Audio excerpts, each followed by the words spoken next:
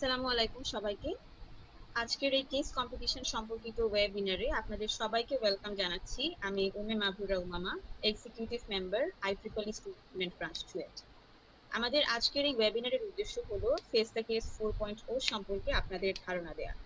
আপনাদের যে কোনো প্রশ্ন থাকলে আপনারা জুমের কিউএনএ তে কোয়েশ্চেন করতে পারেন। এছাড়া আপনারা হ্যান্ড রেজ করেও প্রশ্ন করতে পারবেন।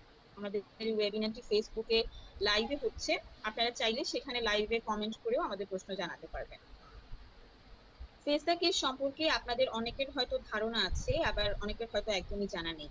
মূলত ফেস দ্য কেস হলো IEEE স্টুডেন্ট ব্রাঞ্চ চুয়েট কর্তৃক আয়োজিত একটি জাতীয় পর্যায়ের কেস কম্পিটিশন, যেখানে আপনাদের সমসাময়িক একটি সমস্যা দেয়া হবে এবং সেই সমস্যার বাস্তব ও টেকসই সমাধান আপনাদের তুলে ধরতে হবে। মূলত এই প্রতিযোগিতায় সমাধানের ক্ষেত্রে সৃজনশীল ও বাস্তবসম্মত সমাধানকেই প্রাধান্য দেওয়া হয়।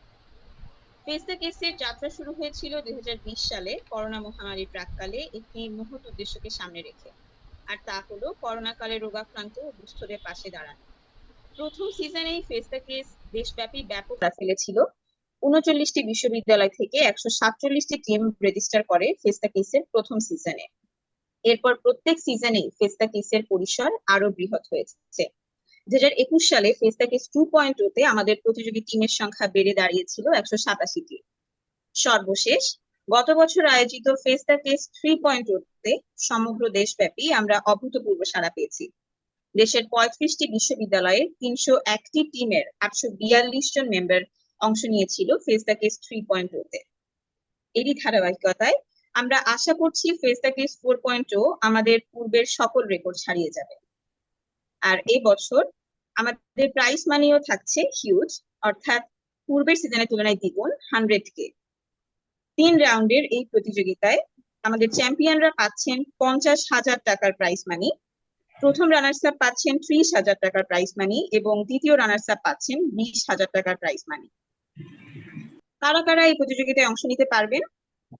বাংলাদেশের যে কোনো বিশ্ববিদ্যালয়ের স্নাতক পর্যায়ের শিক্ষার্থীরাই এখানে অংশ নিতে পারবেন। আপনি চাইলে একা অংশগ্রহণ করতে পারেন, আবার চাইলে টিম গঠন করেও অংশ নিতে পারেন। সেক্ষেত্রে অবশ্যই আপনার টিমের সর্বোচ্চ সদস্য সংখ্যা হতে পারবে 3 জন। আপনি চাইলে নিজের বিশ্ববিদ্যালয়ের বন্ধুদের সাথে টিম করতে পারেন, আবার চাইলে অন্য বিশ্ববিদ্যালয়ে ক্রস ইউনিভার্সিটি টিমও করতে পারবেন। সেক্ষেত্রে কোনো ধরনের বাধ্যবাধকতা নেই। আমাদের এই কেস কম্পিটিশনটি 3টি রাউন্ডে অনুষ্ঠিত হবে। প্রথম 2টি রাউন্ড হবে অনলাইনে এবং তৃতীয় যে রাউন্ডটি হবে, অর্থাৎ আমাদের ফাইনাল রাউন্ড, সেটা চুয়েট ক্যাম্পাসে অনুষ্ঠিত হবে। আপনাদের একটা টেন্টেটিভ টাইমলাইন জানিয়ে দিচ্ছি আমাদের এই রেজিস্ট্রেশন সম্পর্কে। আমাদের রেজিস্ট্রেশন শুরু হয়েছিল 15 এপ্রিলে। আমাদের রেজিস্ট্রেশনের tentative deadline 4th of May তে। ফার্স্ট রাউন্ড অর্থাৎ ফেজ 1 এর submission deadline 19th May। First রাউন্ডের রেজাল্টস এবং প্রি ফাইনাল রাউন্ডের সিলেকশন প্রকাশিত হবে 23rd May তে। প্রি ফাইনাল রাউন্ডের সাবমিশন শেষ হবে 26th May তে এবং ফাইনাল রাউন্ডের পার্টিসিপেন্টস অ্যানাউন্স করা হবে 29th May তে। আমাদের ফাইনাল রাউন্ড, যেটি আমাদের চুয়েট ক্যাম্পাসে অনুষ্ঠিত হবে, সেটা টেন্টেটিভ ডেট হচ্ছে 7th of June। And as an icing on the cake, আপনাদের জন্য থাকছে একটি ম্যাজেস্টিক গ্যালা নাইট, যেটা অনুষ্ঠিত হবে June 7 আমাদের চুয়েটের শেখ কামাল আইটি বিজনেস ইনকিউবেটরে। পূর্বের সিজনগুলোর মতোই এবারের ফেস দ্য কেস 4.0 তেও আপনাদের নিজেদের যোগাযোগ শৈলী, উপস্থাপন দক্ষতা ও বুদ্ধিমত্তা প্রাধান্য পাবে সমাধানের ক্ষেত্রে। আর এই কেস কম্পিটিশনের হিউজ প্রাইজ মানি জিততে হলে আপনাদের অবশ্যই একটা পুঙ্খানুপুঙ্খ ধারণা থাকতে হবে। সেজন্য আজ আমাদের সেই ধারণা দিতেই সাথে আছেন ফেস দ্য কেস 3.0 এর দ্বিতীয় রানার্স আপ টিম টেট্রিসের সদস্য উদয় চৌধুরী, রাজেশ মিত্র ও অর্ণব চৌধুরী। তাদেরকে স্বাগত জানাচ্ছি আজকের এই ওয়েবিনারে এবং তাদের অনুরোধ জানাচ্ছি আমাদের একটি প্রেজেন্টেশনের মাধ্যমে ফেস দ্য কেস সম্পর্কে ক্লিয়ার এবং কনসাইজ ধারণা দেবার জন্য। আপনাদের সবাইকে অসংখ্য ধন্যবাদ। ধন্যবাদ উমামাকে আমাদেরকে কথা বলার সুযোগ করে দেওয়ার জন্য। Hello, IEEE CUET student branch কর্তৃক আয়োজিত আজকের webinar road map on case solving এ সবাইকে স্বাগত। আশা করি আপনারা সবাই খুব ভালোভাবে আজকের দিনটা কাটাচ্ছেন। আমার নাম Rajesh Mitra, executive member of IEEE CUET student branch এবং গত বছর আয়োজিত ফেস দ্য কেস 3.0 এর সেকেন্ড রানার্স আপ টিম টেট্রিসের একজন মেম্বার। আজকের এই ওয়েবিনারটাকে আমরা ভাগ করেছি 3টি সেগমেন্টে। প্রথম ভাগে আমরা আলোচনা করব যে কোনো কেস কম্পিটিশন ট্যাকল করার জন্য একটা জেনারেল স্ট্র্যাটেজি, যা কিনা বিভিন্ন ধরনের কেস প্রবলেম সলভ করতে আপনাকে সাহায্য করবে। এই সেগমেন্টে দেখতে থাকছি আমি এবং আমার আরেকটি মেম্বার অর্ণব। দ্বিতীয় সেগমেন্টে থাকছে এফটিসি এর কেসগুলো ঠিক কিরকম হতে পারে সে বিষয়ে ধারণা, এবং গত বছর আমাদের সলভ করা একটি কেস শো করা, যার দায়িত্বে থাকছে আমাদের আরেকটি মেম্বার উদয়। আর সবশেষে থাকছে কিউএনএ সেশন, যেখানে আমরা তিনজনই আপনাদের প্রশ্ন এবং ফ্রিকুয়েন্টলি আস্ক কিছু প্রশ্নের উত্তর দেওয়ার চেষ্টা করব। তবে শুরু করা যাক। প্রথমে আসি, হোয়াট ইজ কেস। একটি কেস হচ্ছে একটি একটি প্রিমেড সিচুয়েশন, যেখানে আপনাকে রিয়েল লাইফের সাথে কানেক্টেড কিছু প্রবলেম সলভ করতে বলা হবে। এটি হতে পারে কোনো বিজনেস রিলেটেড কেস, এটি হতে পারে কোনো এনভায়রনমেন্টাল ইস্যু, বা কোনো পলিটিক্যাল বা সমসাময়িক যে কোনো একটা ইস্যু।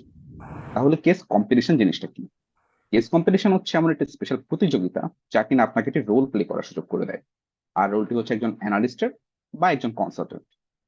একজন কনসালটেন্ট হিসেবে আপনার কাজ হবে কোম্পানি কিছু প্রবলেম অ্যানালাইজ করা, প্রবলেমটা প্রপারলি আইডেন্টিফাই করা, এবং সবশেষে তার সলিউশন রেডি করে আপনার বসের সামনে প্রেজেন্ট করা। এবং কেস কম্পিটিশনে অনারেবল জাজরাই কিন্তু আপনার বসের রোল প্লে করবে। বাট একটা কেস কম্পিটিশন জিততে হলে শুধু প্রবলেম সলভ করলেই চলবে না, যেটার মেইন সাকসেস হচ্ছে সেটা প্রেজেন্ট করা। একটা সলিউশন না, আপনাকে বলতে হবে একটা স্টোরি। এবার আসি পার্টিসিপেন্ট আর জাজদের কথায়। আপনাদের আগেও বলেছি, আপনি হবেন এখানে কোম্পানির কনসালটেন্ট বা অ্যাডভাইসর, অন্যদিকে জাজ হবেন সে কোম্পানি বা অথরিটির বস। এবার বেশ ইম্পর্টেন্ট একটা প্রশ্ন, যে কেস প্রবলেম গুলো কি টাইপ হতে পারে। ওয়েল, কিছু কেস হতে পারে যেখানে আপনাকে আস্ক করা হবে একটি স্পেসিফিক প্রবলেম সলভ করতে, যেমন কোনো কোম্পানির গ্রোথ কমে যাওয়া, তাহলে আমরা সেটা কিভাবে বাড়াতে পারি, বা কোনো এনভায়রনমেন্টাল ইস্যু ট্যাকেল দেওয়া। কিছু কেস হতে পারে ডিসিশন বেসড, যেমন আপনি একটা স্টার্ট আপ কি ঢাকা শুরু করবেন না চট্টগ্রামে। দুটো জায়গারই কিন্তু প্রো এন্ড কনস আছে। লাস্ট আরেক টাইপ হতে পারে যে কোনো ডিসিশন কি ইভালুয়েট করা, যে ডিসিশন কি ফ্রুটফুল ছিল নাকি বোগাস ছিল। যেমন এখানে একটা এক্সাম্পল দিয়েছি আমি, যে রেস্টুরেন্টের মেনু নিয়ে, যে মেনুতে পিৎজা আসায় কাস্টমার বেড়েছে না কমেছে। আপনাকে অবশ্যই এত ছোট পরিসরের কিছু সলভ করতে দেওয়া হবে না, বাট আশা করি আপনি টাইপটা বুঝতে পারছেন। এবার আসি কেস স্ট্রাকচারের। দেশের প্রায় প্রতিটা টপ ভার্সিটিতে অ্যাকচুয়ালি কেস কম্পিটিশন অ্যারেঞ্জ করা হয়, এবং তার সবটাই কিন্তু ইউনিক। কিন্তু আপনি যদি প্রবলেমগুলো একটু ভালোভাবে অ্যানালাইজ করেন, তবে একটা জেনারেল স্ট্রাকচার কিন্তু আপনি ফাইন্ড আউট করতে পারবেন। যেমন কেসের প্রথমে আপনি পাবেন ইস্যুটা নিয়ে একটা জেনারেল স্টেটমেন্ট, হতে পারে সেটা কোম্পানির ব্যাকগ্রাউন্ড বা একটা এনভায়রনমেন্টাল, পলিটিক্যাল, ইকোনমিক্যাল ইস্যু, একটা জেনারেল স্টেটমেন্ট। সেকেন্ডলি আপনি যেটা পাবেন সেটা হচ্ছে সেই ইস্যুটার কিছু সাপোর্টিভ ডাটা, সেটা নিউমেরিক্যাল ডাটা হতে পারে বা কোনো ধরনের গ্রাফ হতে পারে, যেটাকে আপনি অ্যানালাইজ করবেন। এটাকে আমরা বলছি অ্যাপেন্ডিক্স। আর লাস্টলি, যেহেতু এই কেসগুলো রিয়েল লাইফ সিচুয়েশন থেকে নেওয়া হয় মোস্টলি, তাই তার কিছু রেফারেন্স যা আপনার প্রবলেমটার স্ট্রং আন্ডারস্ট্যান্ডিং হেল্প করবে। আচ্ছা, কেস স্ট্রাকচার তো বোঝা হলো, এবার সেটা পড়ার টেকনিকটা কি, কিভাবে পড়লে আপনি কম সময়ে অনেক বেশি ইনফরমেশন গ্যাদার করতে পারবেন। শুরুতে আপনাকে যেটা করতে হবে, আপনি একটা পেন্সিল বা মার্কার নিয়ে বসবেন এবং পুরো কেসটা দ্রুত পড়ে যাবেন। সাথে সাথে কি কোয়েশ্চেন বা কি পয়েন্টটা বের করার চেষ্টা করবেন। শেষ হতেই আপনি এবার যাবেন অ্যাপেন্ডিক্সে, যেখানে আপনার প্রবলেমের ডিটেল সাপোর্টিভ ডাটা দেওয়া আছে। এখানে আপনি ডাটাগুলো খালি চোখে দেখে বোঝার ট্রাই করবেন যে আপনাকে কি মেসেজ দিতে চাচ্ছে। আচ্ছা, এবার আপনার কাজ হবে টাইপ আইডেন্টিফাই করা, যেটা কি প্রবলেম বেসড নাকি ডিসিশন অর ইভালুয়েশন বেসড, এবং এটা কোন ডিসিপ্লিনের কেস। এটা হতে পারে মার্কেটিং বা টেক রিলেটেড বা কোনো সাম্প্রতিক ইস্যু নিয়ে।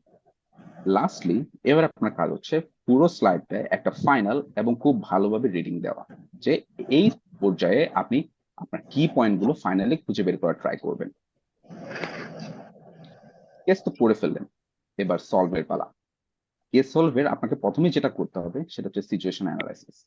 আর এই সিচুয়েশন অ্যানালাইসিসের চারটা পার্ট: কোম্পানি বা মেইন ইস্যু, এটা কোন সেক্টর বা ইন্ডাস্ট্রিয়ার আন্ডারে, আপনার কম্পিটিশনটা কাদের সাথে বা কিসের সাথে, আর সবশেষে ম্যাক্রো ফ্যাক্টরস, যেটা মেইনলি বিজনেস কেসের জন্য অ্যাপ্লিকেবল। কোম্পানি বা ইস্যুতে আপনি শুরুতেই তার একটা সিম্পল ব্যাকগ্রাউন্ড প্রোভাইড করবেন, সিম্পল বাট অন পয়েন্ট একটা স্টেটমেন্ট। এরপর আপনি ডিসকাস করবেন আপনার কি স্টেক হোল্ডারদের নিয়ে, যে এই ইস্যু বা কোম্পানির সাথে কারা কারা রিলেটেড। যেমন একটা দেশের পলিটিক্যাল ইস্যু স্টেক হোল্ডার হচ্ছে কারা, সে দেশের পলিটিক্যাল পার্টিস, সে দেশের জনগণ এবং সরকার। তারপর আপনাকে ডিসকাস করতে হবে রিসেন্ট পারফরমেন্স বা কারেন্ট সিচুয়েশনটা কি। আপনি যদি কোনো কোম্পানির হয়ে কাজ করেন, সেক্ষেত্রে আপনার রিসেন্ট পারফরমেন্স অ্যানালিসিস হতে পারে সে কোম্পানি সাম্প্রতিক সময়ে কতটা প্রফিট করছে বা কতটা লস করছে। আর সবশেষে আসবে যে এই কোম্পানি কি ফেস করতে যাচ্ছে বা কারেন্ট সিচুয়েশনটা কিসে রূপান্তরিত হচ্ছে। কোম্পানি বা ইস্যু নিয়ে একটা জেনারেল আইডিয়া প্রোভাইড করার পরপরই আপনাকে চলে আসতে হবে রিলেটেড সেক্টরস বা ইন্ডাস্ট্রি নিয়ে। একটা industry, for example tech industry, একটা সার্টেন টাইমে নানা রকম আপস এন্ড ডাউনস এর মধ্যে দিয়ে যেতে পারে, যেটা আপনাকে তুলে ধরতে হবে। এটা সোর্স হতে পারে ইন্টারনেট বা নিউজ পেপার বা কোনো আদার বই। তবে এই আপস এন্ড ডাউনস এর মধ্যে আপনার হাতে কিছু গেম চেঞ্জিং ফ্যাক্টর থাকতে হবে, যাতে করে আপনি অনুকূল বা প্রতিকূল দুই পরিবেশে আপনি সার্ভাইভ করতে পারেন। সাথে সাথে আপনার সলিউশনে ইউনিকনেস আনতে আপনি এই সেক্টরের রুলস এন্ড রেগুলেশনে কেমন চেঞ্জ আসছে বা আসার পসিবিলিটি আছে সেটা নিয়ে আসতে পারেন। একটা কম্পিটিশন জিততে গেলে, সেটা কেস হোক বা কোনো রিয়েল লাইফ সিচুয়েশন, আপনাকে আপনার প্রতিপক্ষদের নিয়ে ধারণা রাখতেই হবে। তারা কিভাবে নিজেদের ইউনিক সেলিং পয়েন্ট নিয়ে কাজ করছে সেটা নিয়ে যদি আপনি নাই জানেন, তবে আপনি নিজের ইউনিক সেলিং পয়েন্ট কিভাবে ক্রিয়েট করবেন, যা দেখে মানুষ আপনার প্রোডাক্ট কিনবে বা আপনার প্রপোজাল এগ্রি করবে। তাই নিজেকে বানাতে হবে ইউনিক। ফর এক্সাম্পল, আপনি একটা স্মার্টফোন কোম্পানি এস্টাবলিশ করলেন, যেখানে আপনার অপোনেন্ট স্যামসাং বা খোদ অ্যাপল, তাহলে আপনার তাদের চেয়ে কিছু পয়েন্ট আলাদা হতেই হবে। সেটা হতে পারে ডিসপ্লে সাইজ বা স্টোরেজ বা প্রাইসিং। এরই সাথে সাথে তাদের রিসেন্ট পারফরমেন্স আপনাকে অ্যানালাইজ করতে হবে, যে তারা কোনো আপস এন্ড ডাউনস এর মধ্যে দিয়ে যাচ্ছে কিনা, এবং সেখান থেকে আপনাদের শিক্ষা নিতে হবে। Lastly, macro factors. এই পয়েন্টটা মেইনলি অ্যাপ্লিকেবল হচ্ছে বিজনেস রিলেটেড কেসের জন্য, যেখানে আপনি রিটার্ন অফ ইনভেস্টমেন্ট বা আরওআই, আইআরআর বা ইন্টারনাল রেট অফ রিটার্ন, আপনারা যারা বিজনেস ডিসিপ্লিন স্টুডেন্ট এখানে আছেন, নিশ্চয়ই তারা এইসব টার্মস সাথে পরিচিত। এগুলো ইউজ করে আপনি কোম্পানির একটা সামারি দাঁড় করাতে পারেন। এছাড়াও আপনাকে কথা বলতে হবে বাজেট নিয়ে।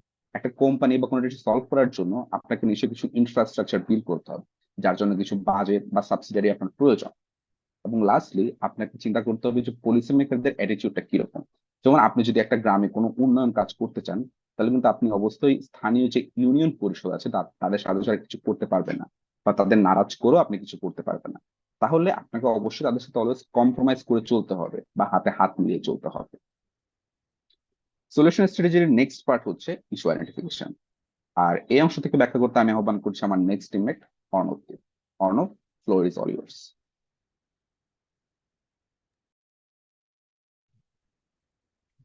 ধন্যবাদ রাজেশকে। হ্যালো এভরিওয়ান, আমি অর্ণব চৌধুরী। আপনাদের সিচুয়েশন স্ট্র্যাটেজির নেক্সট 3টি পয়েন্ট নিয়ে একটা ইন ডিটেলস ধারণা দেওয়ার চেষ্টা করি। তো ফার্স্ট অফ অল আসেন আমরা ইস্যু আইডেন্টিফিকেশন নিয়ে একটু আপনাদের পরিচিত করি।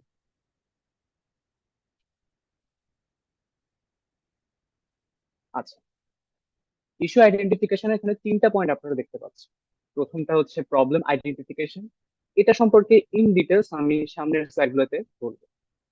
এরপর আসেন প্রপোজাল। প্রপোজালের মধ্যে আছে ব্যাকগ্রাউন্ড। তো আপনি যখন একটা প্রবলেম পাবেন, কেসের প্রবলেম, তখন হচ্ছে তার ব্যাকগ্রাউন্ড নিয়ে আপনার কিছু ধারণা থাকবে, মানে আমি কি করতে চাচ্ছি সেটা জানা লাগবে।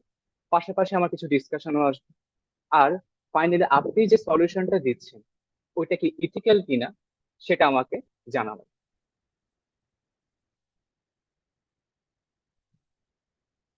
আচ্ছা, তো নেক্সট স্লাইডে আমি যে বললাম, আমাদের প্রথম যে জিনিসটা আমাদের সব থেকে মেজর প্রবলেম হিসেবে কাজ করে, বা আমাদের যেটা সবসময় আমাদের খেয়াল রাখতে হবে, সেটা হচ্ছে একটা কেসের মেইন প্রবলেমটা কি সেটা সম্পর্কে আমাদের প্রথমে এটা খুঁজে বের করা। দেখেন, আমরা যখন একটা কেস পাই তখন হচ্ছে আমাদের প্রথম প্রবলেম যেটা হয়, আমরা হচ্ছে অনেকগুলা প্রবলেম বের করে ফেলি। তো যেটা একটা বড় ধরনের প্রবলেম। আসলে আসলে প্রবলেম কিন্তু হচ্ছে একটা, কিন্তু তার অনেকগুলো সিমটম থাকতে পারে। যেমন একটা উদাহরণ ধরেন ডায়রিয়া নিয়ে। ডায়রিয়া হচ্ছে আমার মেইন প্রবলেম। এটা থেকে অনেকগুলো সিমটম দেখা দিতে পারে, যেমন স্টোমাক পেইন, ফিভার, ডিহাইড্রেশন। এখন কোনো কারণে যদি আমি হচ্ছে শুধুমাত্র ফিভারটা নিয়ে কাজ করি, তাহলে কিন্তু আমি মেইন প্রবলেমটা পেলাম না। কারণ ফিভারের কিন্তু অনেক প্রবলেমের একটা লক্ষণ। যেমন ডেঙ্গু, যদি কেউ যদি বলে আমার মেইন প্রবলেমটা ডেঙ্গু, তাহলে তো আমার হইলো, তাই না? তাহলে আমাদের কি করতে হবে? আমাদের হচ্ছে মেইন প্রবলেমটাকে প্রথমে আইডেন্টিফাই করতে হবে, নাকি আমরা সিমটম নিয়ে কাজ করব।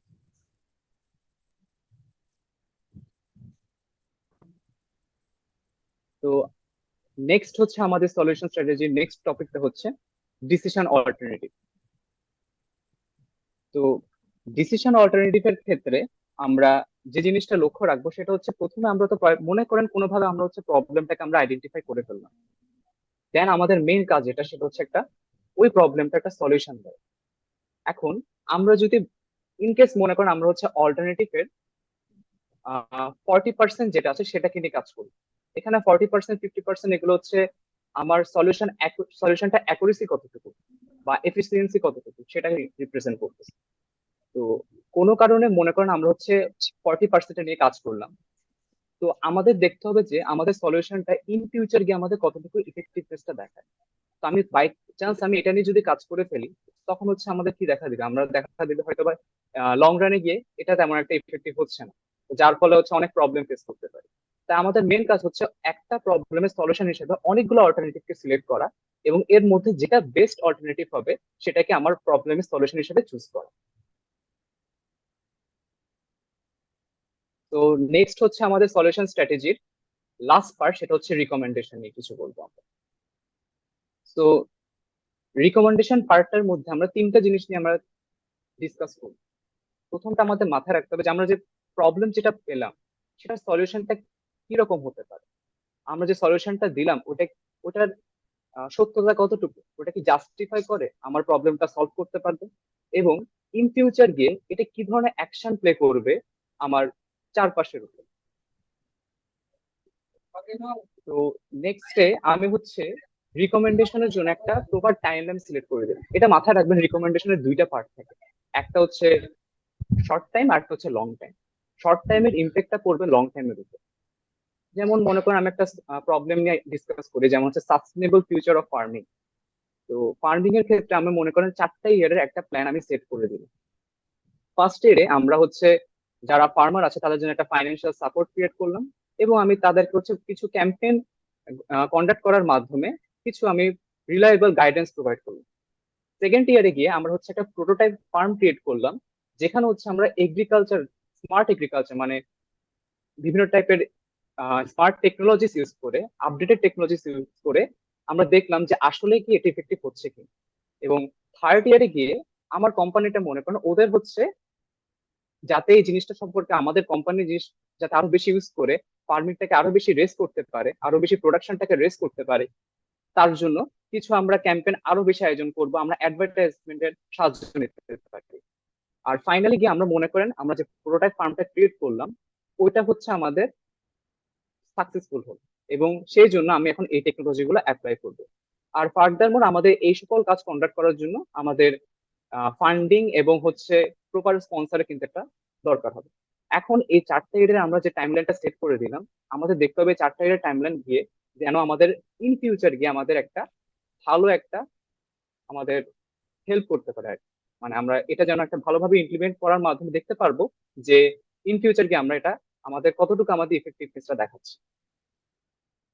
আচ্ছা, ফাইনালি হচ্ছে আমাদের মনিটরিং এবং ইভালুয়েশন পার্টটা নিয়ে আমরা একটা কথা বলবো। আচ্ছা, তো আমরা মনে করেন এখন এতক্ষণ পর্যন্ত হচ্ছে কি করলাম, আমরা প্রবলেমটা আইডেন্টিফাই করলাম, আমরা সলিউশনটাকেও কিছু কিছু আমরা অল্টারনেটিভ দিয়ে সেট করে ফেলি। তো এই যে কাজগুলো আমরা করছি এটার জন্য আমাদের অবশ্যই একটা মাথায় রাখতে হবে যে আমরা যেন আমাদের টার্গেটটা থেকে সরে না যাই, আমাদের টার্গেটটা যেন ফিক্স থাকে যে আমরা এই কাজটাই আমরা ইন ফিউচার গিয়ে আমাদের এটা আমরা অ্যাচিভ করতে চাচ্ছি। এর জন্য আমাকে কিছু কি করতে হবে, কিছু মাইলস্টোন সেট করে দিতে হবে, কিছু কি পয়েন্ট ইন্ডিকেটর থাকবে, এবং আমাদের টার্গেট গুলো যেন স্পেসিফাইড থাকে। আর ফাইনালি কি মনে করেন, এখন মনে করেন আমাদের কোনো কারণে আমাদের এই জিনিসটা ফেলিয়ার হলো, এটা মনে করেন যে আমরা তো আসলে একটা কেস স্টাডি দিয়ে আমরা কি করতেছি, আমরা হচ্ছে একটা প্রবলেমকে আমরা জাস্ট সলভ করার টেকনিক দেখাচ্ছি, বাট এটা তো ইমপ্লিমেন্ট আমরা করতেছি। বাট আমাদের কিন্তু এটা মাথায় রাখতে হবে যে যদি কোনো কারণে আমাদের সলিউশন গুলো ফেল করে, তখন যাতে আমরা কন্টিনজেন্সি জিনিসটা মাথায় রাখি। কন্টিনজেন্সি মানটা কি, আমরা ফিউচারে ফেলিয়ার হলে কি কি ধরনের জিনিস হতে পারে সেটা একটা প্রেডিকশন রাখবো, যে ইন কেস যদি আমার জিনিসটা ফেল করে আমার সলিউশনটা, যাতে আমি ওগুলোতে আমরা শিফট করতে পারি। তো এখন হচ্ছে আমরা আপনাদেরকে দুইটা মেজর টুল নিয়ে একটা ইন ডিটেলস ধারণা দেওয়ার চেষ্টা করব। প্রথমটা হচ্ছে সর্ট অ্যানালাইসিস এবং পরেরটা হচ্ছে প্যাস্টেল অ্যানালাইসিস। আরো অনেক টাইপের অ্যানালাইসিস করা যেতে পারে প্রবলেম সলভের ক্ষেত্রে, বাট এই দুইটা সলভ হচ্ছে সব থেকে বেশি ইফেক্টিভ আর সহজেই বোঝা যায় জিনিসগুলো, এটাই। তো সর্ট অ্যানালাইসিস ক্ষেত্রে এটা মাথায় রাখবেন, যেটা আমরা কিন্তু প্রবলেমও ইউজ করতে পারি, এটা চাইলে আমরা সলিউশনের ক্ষেত্রে আমরা ইউজ করতে পারি, এবং এটা দিয়ে আমরা আইডেন্টিফাই করতে পারবো যে আমরা যে সলিউশনটা তৈরি করলাম সেটা কি বেশি ইফেক্টিভ, বা যে প্রবলেমটা আছে সেটা কি আসলেই মেজর প্রবলেম নাকি তার প্রবলেমটা খুব কম, আমরা এটা সলিউশন না দেখলেও চলবে, এরকম টাইপের একটা জিনিস। তো এখানে 4টা ওয়ার্ড দেখতে পাচ্ছেন SWOT, এবং প্রত্যেকটা ওয়ার্ড কিন্তু এক একটা পার্টকে ইন্ডিকেট করে: স্ট্রেংথ, উইকনেস, অপরচুনিটি এবং থ্রেটস। এর মধ্যে স্ট্রেংথ এবং উইকনেস হচ্ছে, মনে করেন একটা কোম্পানি চিন্তা করি, একটা কোম্পানির ইন্টারনাল যত সকল জিনিস থাকবে সেগুলো নিয়ে ডিটেলস একটা ধারণা দিবে। আর ফাইনালি হচ্ছে অপরচুনিটি এবং থ্রেটস, যে দুইটা পার্ট থাকবে ওগুলো হচ্ছে একটা কোম্পানির এক্সটার্নাল যে সকল প্রপার্টি থাকবে সেগুলো নিয়ে আমাদের একটা ইন ডিটেলস ধারণা দিবে। তো আমি আপনাদেরকে হচ্ছে, এটা এটা এমন না যে শুধুমাত্র কোম্পানি নেই, এটা আমি যে কোনো ডিভাইস আমি কিন্তু এটা অ্যাপ্লাই করতে পারি। সাপোজ আমি হচ্ছে আপনাদের মোবাইল ফোন নিয়ে একটু ধারণা দেওয়ার চেষ্টা করি। আমি সেখানে প্রত্যেকটা একটা একটা পয়েন্ট নিয়ে আপনাদের ডিসকাস করি, কারণ টাইম শর্টেজের কারণে। তো ফার্স্ট অফ অল মনে করেন স্ট্রেংথের কথা বলি। তো স্ট্রেংথের মধ্যে একটা অপশন দেখতেছেন হয়তো বা, হ্যান্ডি ফাংশন। আমরা যখন একটা মোবাইল ইউজ করতেছি, এখানে কিন্তু আমরা শুধুমাত্র কথা বলতে পারতেছি এমন না, আমরা কথা বলার পাশাপাশি এখানে হচ্ছে আমরা গুগল ম্যাপ ইউজ করতে পারতেছি, আমরা অনেক বেশি, আমরা অনেকগুলা সোশ্যাল মিডিয়া ইউজ করতে পারতেছি, ফেসবুক, টুইটার, পাশাপাশি আমরা গেম খেলতে পারতেছি। তো এই সকল যে সকল ফাংশন গুলো আছে এগুলো কিন্তু পিসিতে আগে ছিল, এখন আমরা মোবাইল ফোনে ইউজ করতে পারতেছি এবং এটা আমরা নিয়ে যে কোনো জায়গায় যেতে পারতেছি। তো এটা খুবই একটা ভালো একটা স্ট্রেংথ হিসেবে কাজ করতেছে। এরপর আমি যদি উইকনেস নিয়ে কথা বলি, দেখেন একটা মোবাইলের ক্ষেত্রে কিন্তু আমরা লিথিয়াম আয়ন ব্যাটারি ইউজ করি। তো লিথিয়াম আয়ন ব্যাটারি কিন্তু শর্টেজ অবশ্যই আছে, এটা কারো কারো ক্ষেত্রে মোবাইলটা হয়তো বা মনে করেন 5 থেকে 10 বছর চলতে পারে, আবার কারো কারো ক্ষেত্রে দেখা যায় 1 বছরের মধ্যে বা কয়েক মাসের মধ্যে সেটা নষ্ট হয়ে গেল। তো সেটা অবশ্যই একটা মেজর প্রবলেম, কারণ আমাকে নিশ্চয়তা দিতে পারতেছে না এটা কত বছর ধরে আমরা ইউজফুল ভাবে ইউজ করতে পারবো। একটু খেয়াল করলে দেখবেন আমি কিন্তু স্ট্রেংথ আর উইকনেস দুইটার ক্ষেত্রে কিন্তু ইন্টারনাল জিনিস নিয়ে কথা বলছি মোবাইলে। এরপর আসলে অপরচুনিটি এবং থ্রেট। অপরচুনিটি থ্রেটের মধ্যে কি আসবে, দেখেন আমরা যে স্ট্রেংথের মধ্যে যে হ্যান্ডি ফাংশন গুলো নিয়ে কথা বললাম, সেখানে দেখেন আমরা যেহেতু আমরা যে কোনো জায়গায় এক্সেস করতে পারতেছি, ইন ফিউচার গিয়ে আমরা 5G টেকনোলজি, আইওটি ইন্টিগ্রেশন এগুলো ইউজ করার মাধ্যমে মার্কেটটাকে আরো বেশি এক্সপান্ড করতে পারি মোবাইলে। এটা একটা খুব বিগ অপরচুনিটি আমাদের জন্য। আর ফাইনালি যদি থ্রেটের কথা বলি, এটা নিশ্চয়ই একটু বুঝতে পারবেন যে রাইভালের সংখ্যাটা বেশি।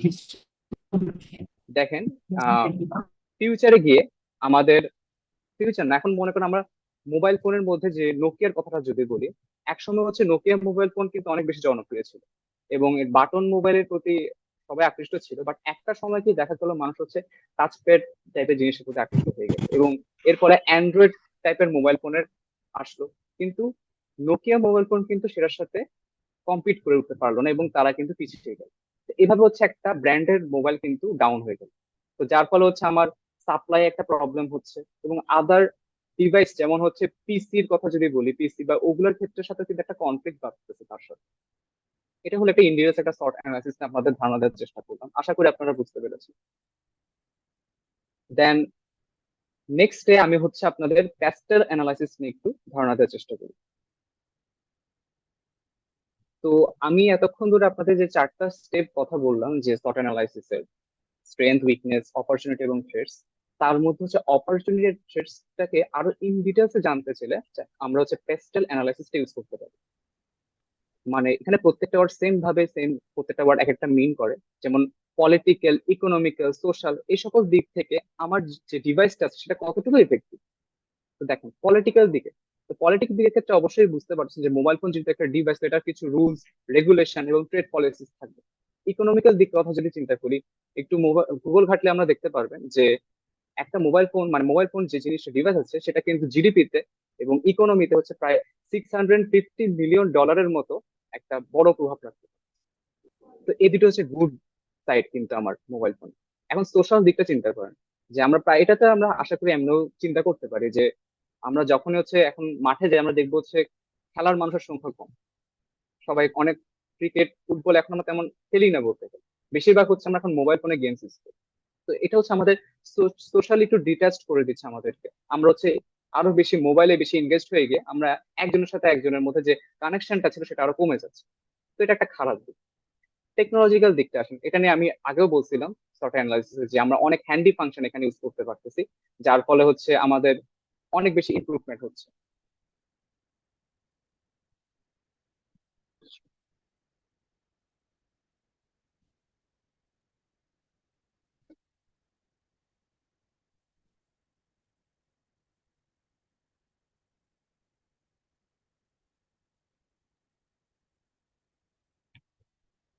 আচ্ছা, হ্যালো, আমার কথা কি শোনা যাচ্ছে?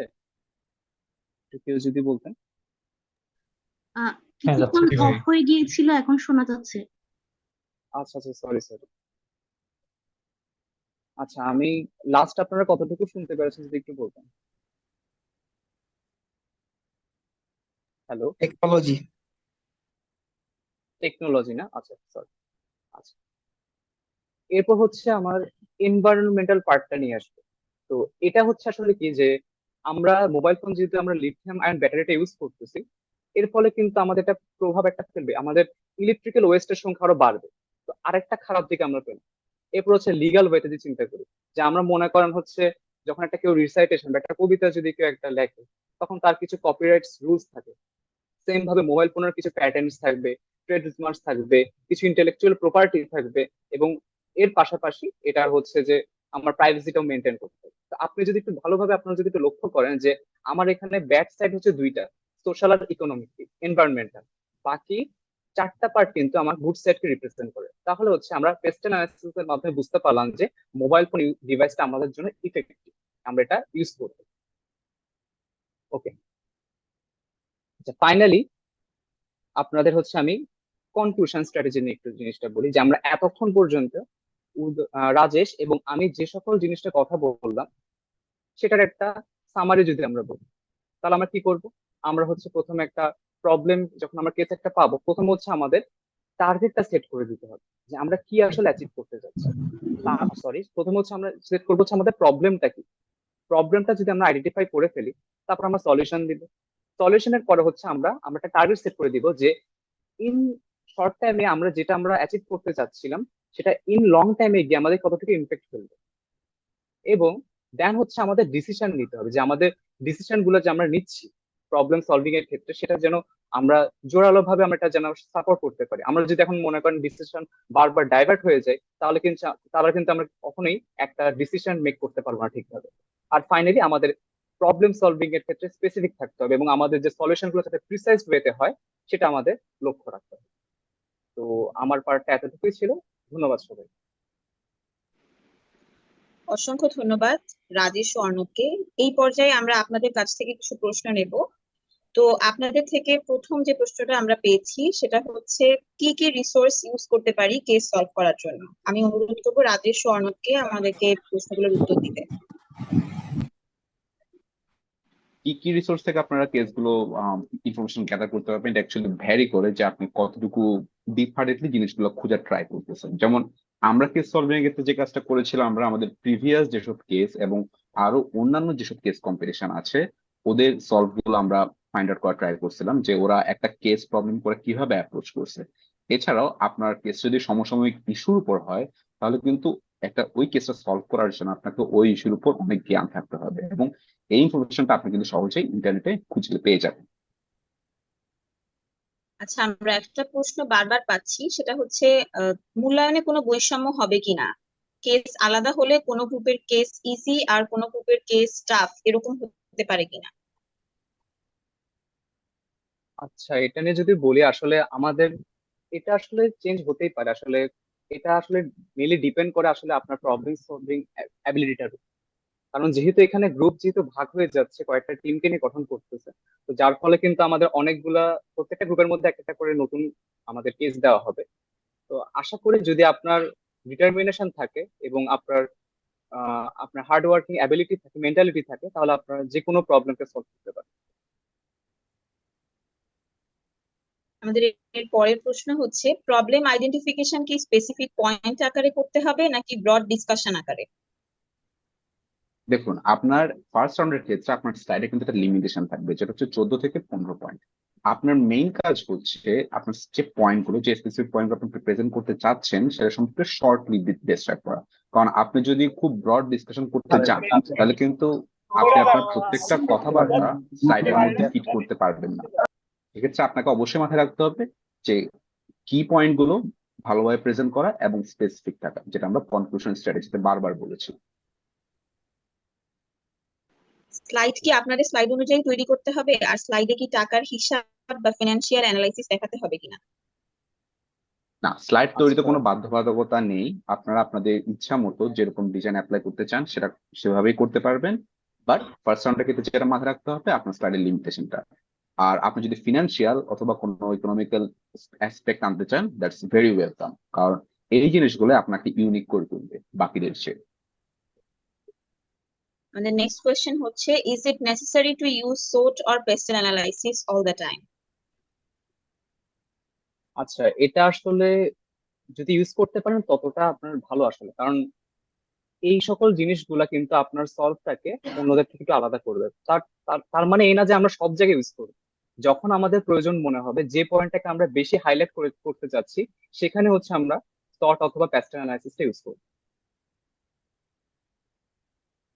অসংখ্য ধন্যবাদ রাজেশ ও অর্ণবকে। এবার আমরা আমাদের আহ, আরেকজন সদস্য উদয় চৌধুরীকে অনুরোধ করছি দ্বিতীয় ধাপে যাবার জন্য। আমরা আবার আপনাদের থেকে প্রশ্ন নেব। ধন্যবাদ সবাইকে। আচ্ছা, আমার কথা শোনা যাচ্ছে? হ্যাঁ, জি ক্লিয়ার। হ্যালো। ভাইয়া শোনা যাচ্ছে। আচ্ছা, তাহলে আমি আমার সেকেন্ড পার্টটা নিয়ে একটু কথা বলি। ফার্স্ট অফ অল, ধন্যবাদ সকলকে এতক্ষণ আমাদের সাথে থাকার জন্য। ওয়েবিনারের প্রথম পার্টে জেনারেল কেস কম্পিটিশন সম্পর্কে আপনাদেরকে অলরেডি রাজেশ আর অর্ণব ধারণা দেওয়ার চেষ্টা করেছেন, এবং ওয়েবিনারের সেকেন্ড পার্টে আমি চেষ্টা করব এফটিসির কেস স্ট্রাকচার গুলো, কেসগুলো কিরকম হয়, রাউন্ড গুলো কিরকম হয়, সেগুলো সম্পর্কে একটা জেনারেল ধারণা দেওয়ার। আপনাদের সাথে আজকে আমি আছি Uday Chowdhury, executive member IEEE CUET student branch এবং টিম টেট্রিসের একজন মেম্বার হিসেবে। সো ফার্স্ট অফ অল, আমি যদি কম্পিটিশন স্ট্রাকচারটা নিয়ে কথা বলতে চাই, এফটিসি সাধারণত তিনটা রাউন্ডে হয়। ফার্স্ট রাউন্ডটা হচ্ছে slide submission, second round video presentation submission, third রাউন্ডটা হচ্ছে ফাইনাল পিচ প্রেজেন্টেশন। সো সবগুলো রাউন্ড সম্পর্কে আমি অল্প অল্প করে করে আপনাদেরকে ধারণা দেওয়ার চেষ্টা করব। সো আমি যদি এখন এফটিসি 3.0 নিয়ে একটু কথা বলি, তো এফটিসি 3.0 এর ক্ষেত্রেও আমাদের ফার্স্ট রাউন্ড ছিল স্লাইড সাবমিশন রাউন্ড। আপনাদেরকে অলরেডি জানানো হয়েছে যে আমাদের এফটিসি 3 তে একটা হিউজ নাম্বার অফ টিম আসছিল, সেটা ছিল 301টা। সো এই 301টা টিমকে টোটাল 8টা গ্রুপে ভাগ করা হয়েছে, যেখানে প্রতিটা গ্রুপে 37 থেকে 38টা করে টিম ছিল, এবং আমাদের ফার্স্ট রাউন্ডের কেস ছিল টোটাল 4টা। সো এই 4টা কেস নিয়ে আপনাদেরকে আমি একটু ছোট ছোট করে অ্যানালাইসিস করার চেষ্টা করি। এফটিসি 3.0 এর ফার্স্ট রাউন্ডের কেসগুলো সম্পর্কে যদি একটু সংক্ষেপে ধারণা দিতে চাই, তাহলে প্রথম কেসটি ছিল ডলার ক্রাইসিস। এফটিসি 3.0 এর টাইমলাইনটা যদি আমরা একটু খেয়াল করি, তাহলে সেটি হচ্ছিল এপ্রিল থেকে মেতে। সে সময় ইউক্রেন রাশিয়ার যুদ্ধের কারণে বিশ্ববাজারে ডলার ক্রাইসিস দেখা দেয়, ফলে বাংলাদেশেও ডলারের বিপরীতে টাকার মানটা কমে যায়। এই সমস্যার সমাধান নিয়েছিল আমাদের ফার্স্ট রাউন্ডের প্রথম কেস, যেটা ডলার ক্রাইসিস। দ্বিতীয় কেস ছিল একটি unified university admission test process সম্পর্কে আমাদের ধারণা দেওয়া, অথবা একটি ওয়ান স্টেপ এক্সাম সম্পর্কে আমাদের একটা ধারণা দেওয়া যাচ্ছে। তো এটা নিয়ে আমরা একটু পরবর্তীতে ডিটেলসে আলোচনা করব। 3 নম্বর যে কেসটা ছিল সেটা ছিল risk and opportunities of using AI model such as ChatGPT, Gemini, এগুলা for academic purpose. And fourth case was Rohingya crisis, যেটা অলরেডি অনেক দিন ধরে বাংলাদেশের জন্য একটা হিউজ সমস্যা। এখন আমাদের পক্ষে তো আসলে সবগুলো কেস নিয়ে ডিটেলসে আলোচনা করা সম্ভব নয় আমাদের সময় স্বল্পতার জন্য। সো আমরা চেষ্টা করব যে সেকেন্ড কেসটা, ইউনিফাইড ইউনিভার্সিটি অ্যাডমিশন টেস্ট, সেটার কেস ফাইলটা সম্পর্কে আপনাদেরকে একটা ধারণা দেওয়া, তার সাথে সাথে আমরা কিভাবে কেসটাকে অ্যাপ্রোচ করেছিলাম আর কিভাবে সলভ করেছিলাম সেটা সম্পর্কে আপনাদের একটা ডিটেলস ধারণা দেওয়া। সো আমরা যদি আমাদের ফার্স্ট রাউন্ডের কেসটাতে আসি, তাহলে সেটা ছিল organising single entry test for university admission in Bangladesh. আমরা ministry of education government of বাংলাদেশের আন্ডারে একটি ন্যাশনাল টেস্টিং অথরিটি গঠন করব, যার মেইন কাজ হবে 5টি টাস্ক ফুলফিল করা। সো টাস্কগুলো কি কি ছিল? ফার্স্ট টাস্ক ছিল আমাদের যে কারেন্ট ইউনিভার্সিটি অ্যাডমিশন প্রসেস, সেটা সম্পর্কে একটা কম্প্রিহেন্সিভ ধারণা দেওয়া, যেখানে স্ট্রেংথ গুলা উইকনেস গুলো সম্পর্কে আমাদের স্ট্রেংথ আর উইকনেস গুলো আমাদের একটু আইডেন্টিফাই করতে হতো। সেকেন্ড যে টাস্কটা ছিল সেটা ছিল আমাদের সেন্ট্রাল এন্ট্রি টেস্ট আর ন্যাশনাল টেস্টিং অথরিটি বা এনটিএ কেন দরকার, এটা একটু অ্যানালাইজ করা।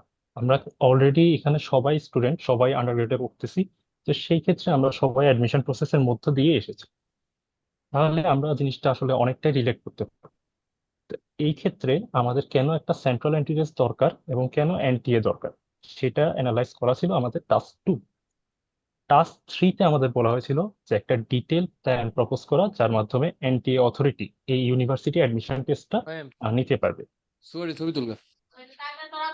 উম, আচ্ছা, টাস্ক কারো মাইক অন অফ করি।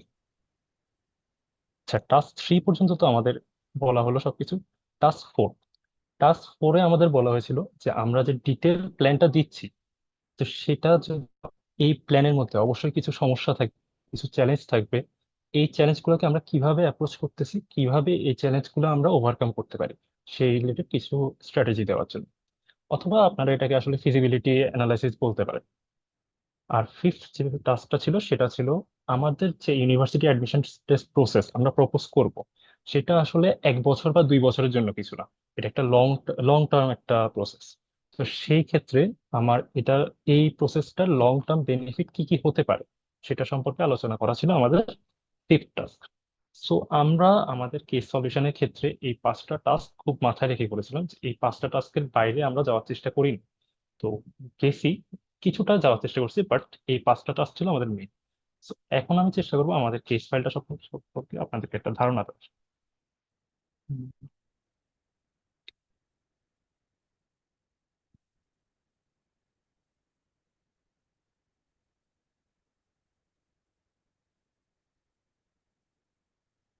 আচ্ছা, দেখা যাচ্ছে না, না?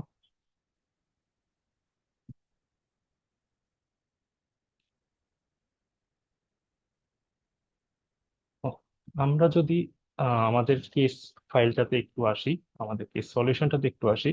তো প্রথম স্লাইডে আমরা চেষ্টা করেছিলাম জাস্ট সিম্পলি আমাদের কেসের একটা টাইটেল দিতে এবং আমাদের টিম নাম, নিজেদের নামগুলো দিতে। তো নেক্সট স্লাইড থেকে আমরা আসলে কথা বলবো। এই ক্ষেত্রে আমি একটা জিনিস আসলে সবাইকে সাজেস্ট করব, আমাদের যেহেতু ফার্স্ট রাউন্ডে স্লাইডের একটা লিমিটেশন থাকে, সর্বোচ্চ 15টা স্লাইডের ভিতর আমার পুরো জিনিসটা কভার করতে হবে। আপনি introduction, background study, methodology, feasibility, conclusion যাই বলেন, যত কিছুই আপনি দিতে চান, ফাইন্যান্সিয়াল অ্যানালিসিস দিতে চাইলেও সেগুলো আপনাকে 15টা স্লাইডের ভিতরেই কভার করতে হবে, টাইটেল পেজ সহ। তো সেই ক্ষেত্রে একটা অবশ্যই আপনাদের কাছে সাজেশন থাকবে, আপনারা জিনিসটাকে আসলে সাজিয়ে নেবেন। কোন স্লাইডে কি জিনিস, কোন জিনিসটা থাকবে, আমি কোন স্লাইডে কি জিনিসটা রাখবো, এই জিনিসটা আসলে আগে থেকে যদি সাজিয়ে না নেন, তাহলে শেষে যদি দেখা যায় যে আপনার স্লাইড সংখ্যা বেশি হয়ে যাচ্ছে। সো আমাদের যে ফার্স্ট দুইটা টাস্ক ছিল, কারেন্ট ইউনিভার্সিটি অ্যাডমিশন প্রসেস সম্পর্কে ধারণা দেওয়া এবং কমন এন্ট্রি টেস্ট কেন দরকার এবং এনটিএ কেন দরকার, এই দুইটা জিনিস আমরা ইন্ট্রোডাকশন আর ব্যাকগ্রাউন্ড স্টাডি এই দুইটা পার্টে রাখার চেষ্টা করছি। সো আমরা এখন আমাদের সলিউশনের ভিতরে চলেছি। সো ফার্স্ট স্লাইডে আসলে দেখার কিছু নেই, আমি আগেও বলেছি আমরা সবাই অ্যাডমিশন প্রসেসের মধ্য দিয়ে এসেছি। তো সেই ক্ষেত্রে আমরা এই প্রসেসের স্ট্রেংথ গুলো, উইকনেস গুলো নিজেরা খুব ভালো মতোই জানি। তো এখানে আমরা জাস্ট অ্যাডমিশন প্রসেসটা কি রকম ভাবে চলে, স্ট্রাকচারটা কি, এলিজিবিলিটি, অ্যাডমিশন, এগুলো সম্পর্কে ধারণা দিয়েছি এবং তার সাথে কিছু রিলেটেড ডাটা দিচ্ছি। তো আমাদের মেইন কাজ শুরু হয় আসলে এই স্লাইড থেকে। আমরা ট্রাই করেছি এই আমাদের যে অ্যাডমিশন প্রসেস, সেটা স্ট্রেংথ গুলো কি কি, উইকনেস গুলো কি কি, সেগুলো একটু আইডেন্টিফাই করার জন্য। সো স্ট্রেংথের ব্যাপারে যদি আমি একটু করে চিন্তা করি, তাহলে অবশ্যই মেরিট বেসড সিলেকশন, এটা একটা বড় জিনিস। তার সাথে ডাইভার্সিফিকেশন অফ চয়েসেস থাকে। তো আমাদের মধ্যে এখানে অনেকেই আছে আমি জানি, যারা একসাথে অনেকগুলো ইউনিভার্সিটিতে টিকতে পারে, যেমন বুয়েটে টিকছে, চুয়েটে টিকছে, তারপর ডিউতে টিকছে, জেইউতে টিকছে। সেই ক্ষেত্রে তাদের কাছে একটা অনেক বড় চয়েস থাকে, যে আমি আমার জন্য যেটা সবচেয়ে বেশি সুবিধাজনক, যেটা আমার বাড়ির কাছে, যেটা আমার পছন্দের, সেই সাবজেক্টে আমি ভর্তি হবো। তো এটা একটা বড় ধরনের স্ট্রেংথ। কিন্তু আমি যদি উইকনেস এর কথায় আসি, আমাদের কারেন্ট অ্যাডমিশন প্রসেসের উইকনেস গুলো কি কি? তো অনেক সময় দেখা যায় যে আমাদের অ্যাডমিশন টেস্ট গুলো ওভারল্যাপ করে, একটার পর একটা চলে আসে। যেমন আমি যদি আমার কথাই বলি, আমার অ্যাডমিশন প্রসেসের আমার অ্যাডমিশন টেস্টের সময় চুয়েট আর বুটেক্সের পরীক্ষা একদম পর পর ছিল। তো সেই ক্ষেত্রে যারা চুয়েটের পরীক্ষা দিছে তারা বুটেক্সের পরীক্ষা দিতে পারেনি, আবার যারা বুটেক্সের পরীক্ষা দিছে তারা চুয়েটের পরীক্ষা দিতে পারেনি। তো অনেকে চুয়েট বুটেক্স দুইটাই দিছে, কিন্তু সেটা স্টুডেন্টদের উপর একটা হিউজ পরিমাণে মেন্টাল এন্ড ফিজিক্যাল প্রেশার ছিল। নট অনলি স্টুডেন্টদের উপর, এটা প্যারেন্টসদের উপর, গার্ডিয়ানদের উপর একটা হিউজ পরিমাণে প্রেশার ছিল। সো এটা এই এই সমস্যাটা এই অ্যাডমিশন প্রসেসের একটা বড় সড় উইকনেস। এছাড়া delay in starting classes, lack of coordination এবং ইউনিভার্সিটিস, ল্যাক অফ ট্রান্সপারেন্সি, এগুলো এই প্রসেসের কিছু উইকনেস। আমরা আমাদের টোটাল অ্যাডমিশন প্রসেসে 3টা স্টেক হোল্ডার আইডেন্টিফাই করতে পেরেছি: স্টুডেন্ট, ইউনিভার্সিটি এবং গভর্নমেন্ট। সো নেক্সট স্লাইডে যদি আমি একটু কথা বলি, এখানে আমরা চেষ্টা করেছি যে সেন্ট্রাল এন্টিটেস্ট কেন দরকার এবং এনটি অথরিটি কেন দরকার, এগুলো সম্পর্কে একটা কম্প্রিহেন্সিভ ধারণা দেওয়ার জাস্ট। এগুলো আসলে আমাদের স্লাইডের কোনো মেইন পয়েন্ট ছিল না, জাস্ট আমরা টাস্কের দেওয়া ছিল সেজন্য আমরা এখানে এটা আইডেন্টিফাই করে দিয়েছি।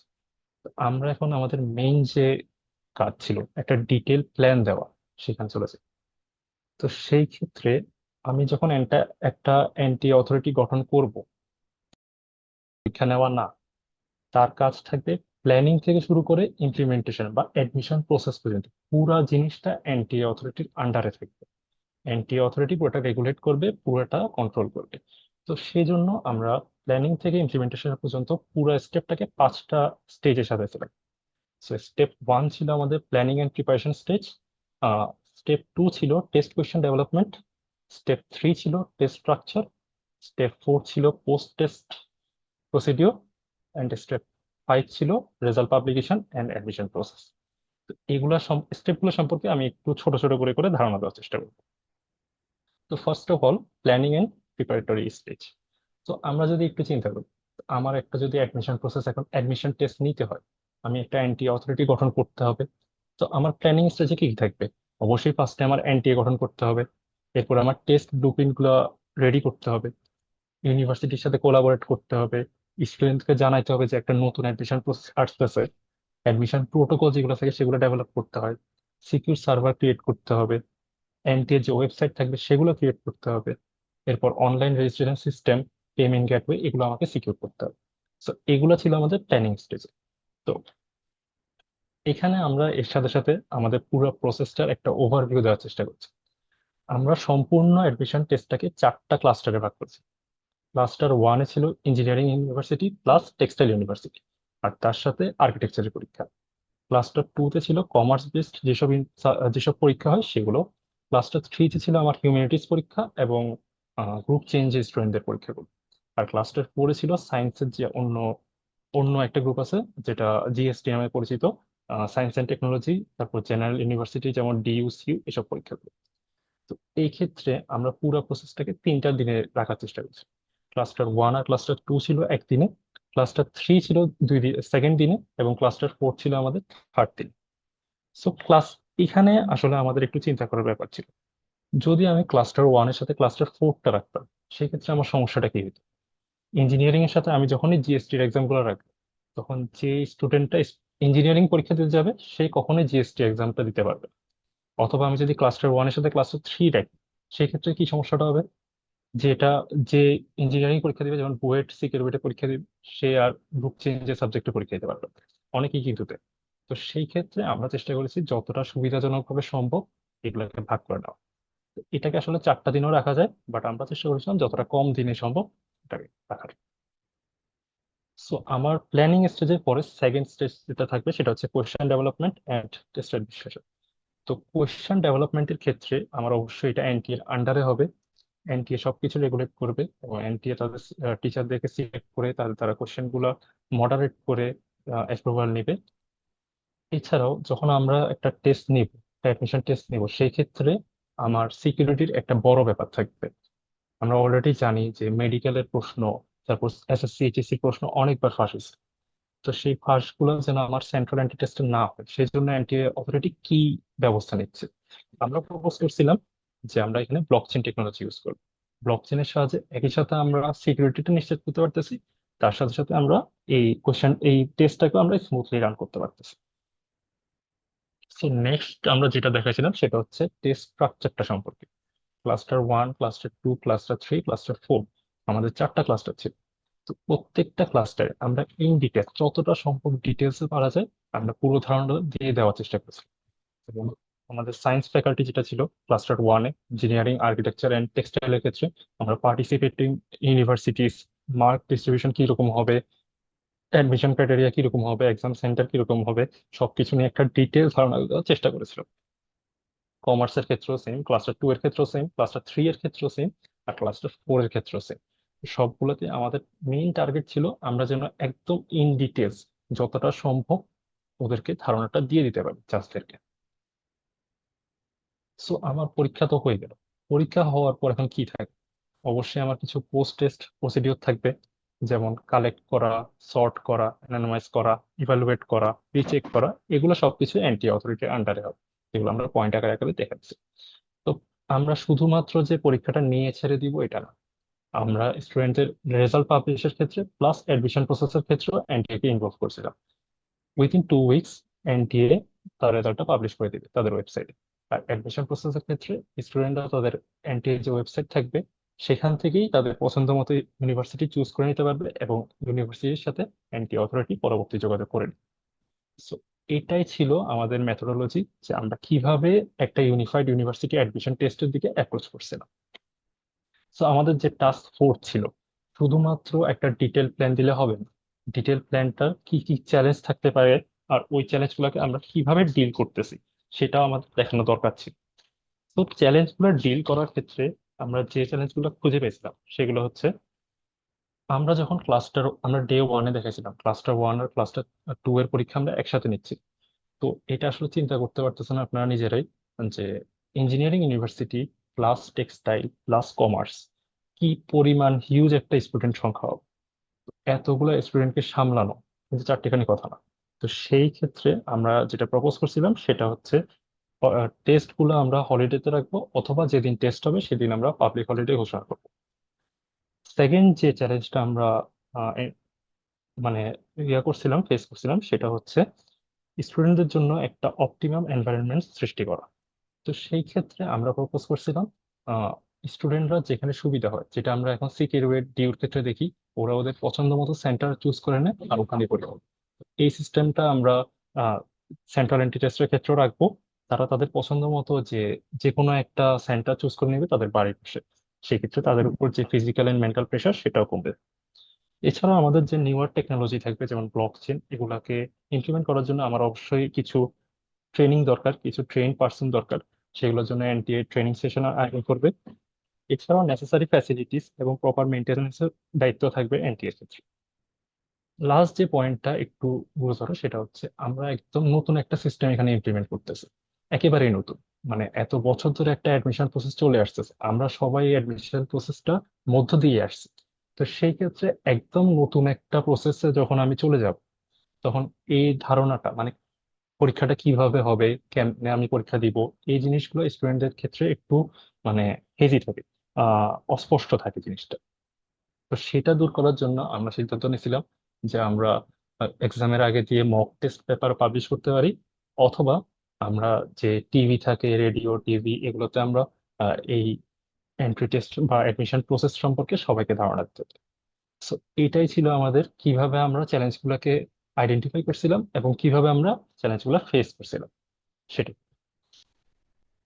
তো নেক্সট আমাদের যে স্লাইডটা আছে সেখানে আমরা মোটামুটি ফিজিবিলিটি অ্যানালাইসিসের মতো দেখাইছি যে আমরা যে সলিউশনটা দিলাম, আমরা তো একটা সলিউশন দিয়ে দিলাম, তো এটা আসলে ইমপ্লিমেন্ট করা সম্ভব কিনা, এটা আসলে ফিজিবল কিনা, সেটা অবশ্যই আমাকে দেখাতে হবে। সেই ক্ষেত্রে আমরা যে পয়েন্টগুলো রাখছিলাম সেটা হচ্ছে, অবশ্যই এটা ফিজিবল। কেন ফিজিবল? কারণ এনটিএ এখানে টপ প্রফেশনালদেরকে অ্যাড করতেছে। টপ প্রফেসররা এখানে কোয়েশ্চেন মডারেট করবে, কোয়েশ্চেন ঠিক করবে, question check, answer sheet check করবে। এছাড়া আমরা টপ নচ সিকিউরিটি এখানে এনশিওর করতেছি ব্লকচেন টেকনোলজির সাহায্যে। এছাড়া আমাদের স্ট্যান্ডার্ড মেনটেনেন্স থাকবে। আর যেটা সবচেয়ে বড় পয়েন্ট সেটা হচ্ছে, স্টুডেন্টদের উপর ফিজিক্যাল এন্ড মেন্টাল প্রেশারটা কমবে, যেটা আমরা অলরেডি বুঝতেছি এখানে। তো অবশ্যই এটা আমাদের মনে হয়েছে এটা অবশ্যই ফিজিবল। এছাড়া আমরা এখানে স্ট্রেংথ সর্ট অ্যানালাইসিস দেখেছিলাম একটা, যেটা আপনারা যে কোনো ধরনের অ্যানালাইসিস করতে পারেন, সর্ট ছাড়া আরো অনেক ধরনের অ্যানালাইসিস আছে, আমরা সর্টকে এখানে প্রাধান্য দিয়েছিলাম। তো সেই ক্ষেত্রে এটা আসলে ব্যাখ্যা করার কিছু নেই, অলরেডি অর্ণব আপনাদেরকে বলছে যে স্ট্রেংথ, উইকনেস, অপরচুনিটি, থ্রেট এগুলো কিভাবে আইডেন্টিফাই করতে হয়। আমরা সেম প্রসেস আইডেন্টিফাই করছিলাম এবং দেখতেছি যে স্ট্রেংথ আর অপরচুনিটি অবশ্যই থ্রেটস এর থেকে বেশি। তো আমাদের যে লাস্ট পয়েন্টটা ছিল সেটা হচ্ছে benefits in the long run. আমরা একটা অ্যাডমিশন টেস্ট প্রপোজ করে দিলাম, এটা শুরুতে আমি বলেছি এটা 1 বছর বা 2 বছরের জন্য না, এটা একটা লং টার্ম প্রসেস। তো সেই ক্ষেত্রে আমি ভবিষ্যতে যে এটাতে কি সুবিধা পাবো সেটা আমার চিন্তা করতে হবে। সেই ক্ষেত্রে অবশ্যই আমার স্টুডেন্টদের মধ্যে কম্পিটিশন বাড়তেছে। সেকেন্ড যে পয়েন্টটা সবচেয়ে গুরুত্বপূর্ণ সেটা হচ্ছে, আমার করাপশন কমতেছে।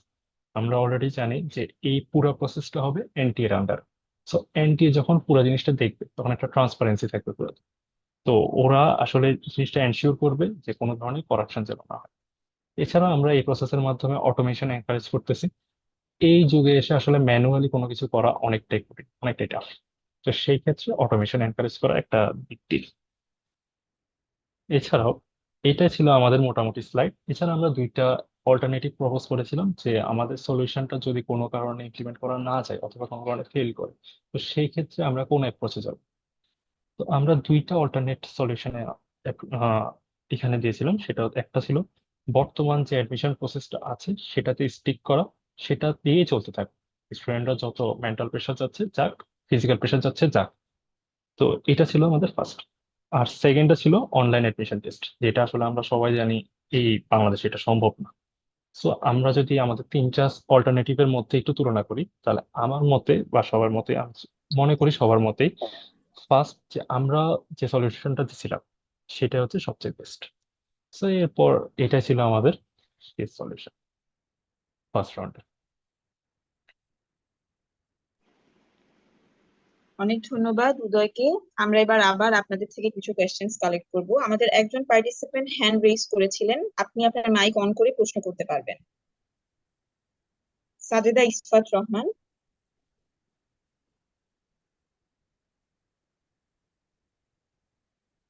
আচ্ছা, আমরা তাহলে আমাদের কিউএনএ থেকে কিছু কোয়েশ্চেন্স নিচ্ছি। আমাদের প্রথম প্রশ্ন হচ্ছে, কেস সলভ করার অ্যাপ্রোচ কিরকম হবে, শুরু করব কিভাবে? আচ্ছা, কেস সলভ করার অ্যাপ্রোচ আপনাদেরকে অলরেডি অর্ণব একটা কথা বলছিলেন। আমি মনে করি যে কোনো কেস সলভ করার ক্ষেত্রে প্রবলেম প্রবলেম যেটা সেটা আইডেন্টিফাই করা একটা বিগ। আপনি যদি প্রবলেমটা ঠিক মতো আইডেন্টিফাই করতে পারেন তাহলে আপনার কেসের 40 to 50% সলভ আসলে হয়ে যায়।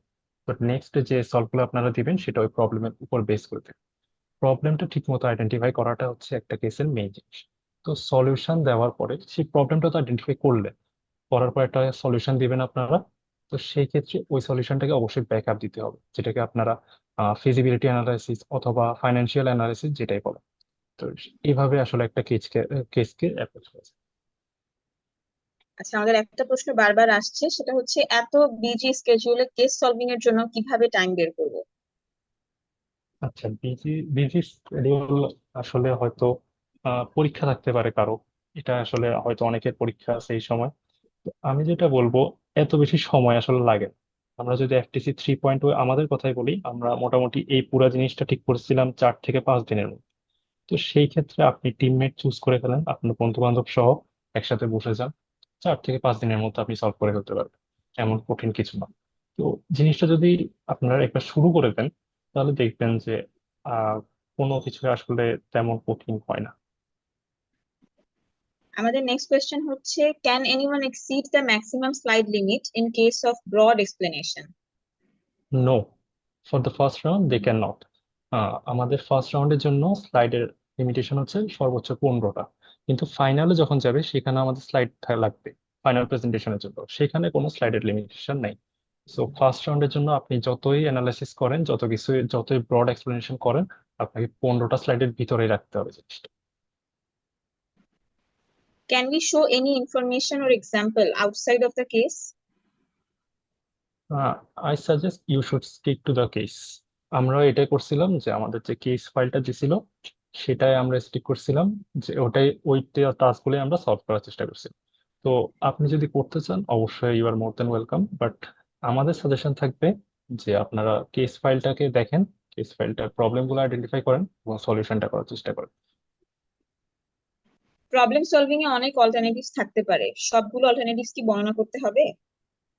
না, আপনি যেটা সবচেয়ে বেশি এফেক্টিভ মনে করেন সেটাই আপনি বর্ণনা করবেন।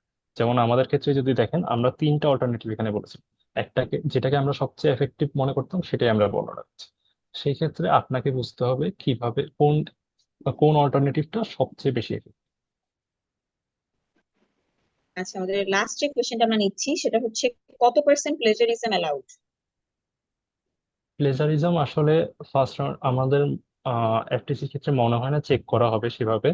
বাট কোনো ধরনের মানে কপি বা মানে যদি কোনো AI থেকে কপি করে দিয়ে দেওয়া হয় সেটা আসলে অ্যালাউড না, আই থিঙ্ক। সো চেষ্টা করবেন নিজের আইডিয়া জেনারেট করার, নিজের সলিউশন দেওয়ার। প্লেজারিজম চেক আই থিঙ্ক করা হবে না। আচ্ছা, ধন্যবাদ উদয়কে। আমরা এবার আমাদের পরবর্তী ধাপে চলে যাচ্ছি প্রেজেন্টেশনের। আমরা আবার আপনাদের কাছে কোয়েশ্চেন নিতে ফিরে আসবো। ধন্যবাদ সবাইকে। সরি একটু।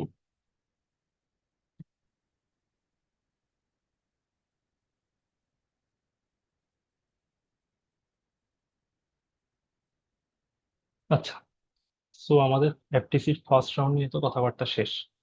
এখন আমি কথা বলবো মোটামুটি সেকেন্ড রাউন্ডের, যেটা হচ্ছে ভিডিও প্রেজেন্টেশন রাউন্ড। সো আমাদের আগেই বলা হয়েছে যে এফটিসি 3.0 আমাদের টোটাল টিম সংখ্যা ছিল 301টা। সেটাকে আমরা টোটাল 8টা গ্রুপে ভাগ করেছি, এবং প্রতিটা গ্রুপে 37 থেকে 38টা করে টিম মেম্বার ছিল। তো সেখান থেকে সেকেন্ড রাউন্ডে আসলে টোটাল টিম উঠেছিল 85টা। সেখানে প্রতিটা গ্রুপ থেকে সিলেক্ট করা হয়েছিল 10 থেকে 11টা করে। সেকেন্ড রাউন্ডে সেম 4টা কেসই থাকবে, ওটার উপর আপনাকে জাস্ট একটা ভিডিও প্রেজেন্টেশন দিতে হবে।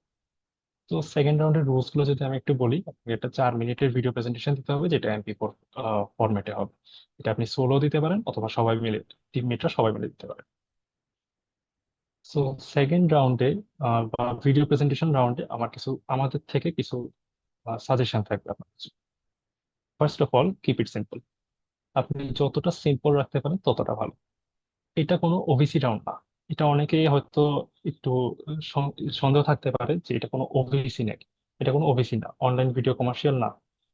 ওভিসি আর ভিডিও প্রেজেন্টেশনের মধ্যে পার্থক্যটা আমি একটু বলি।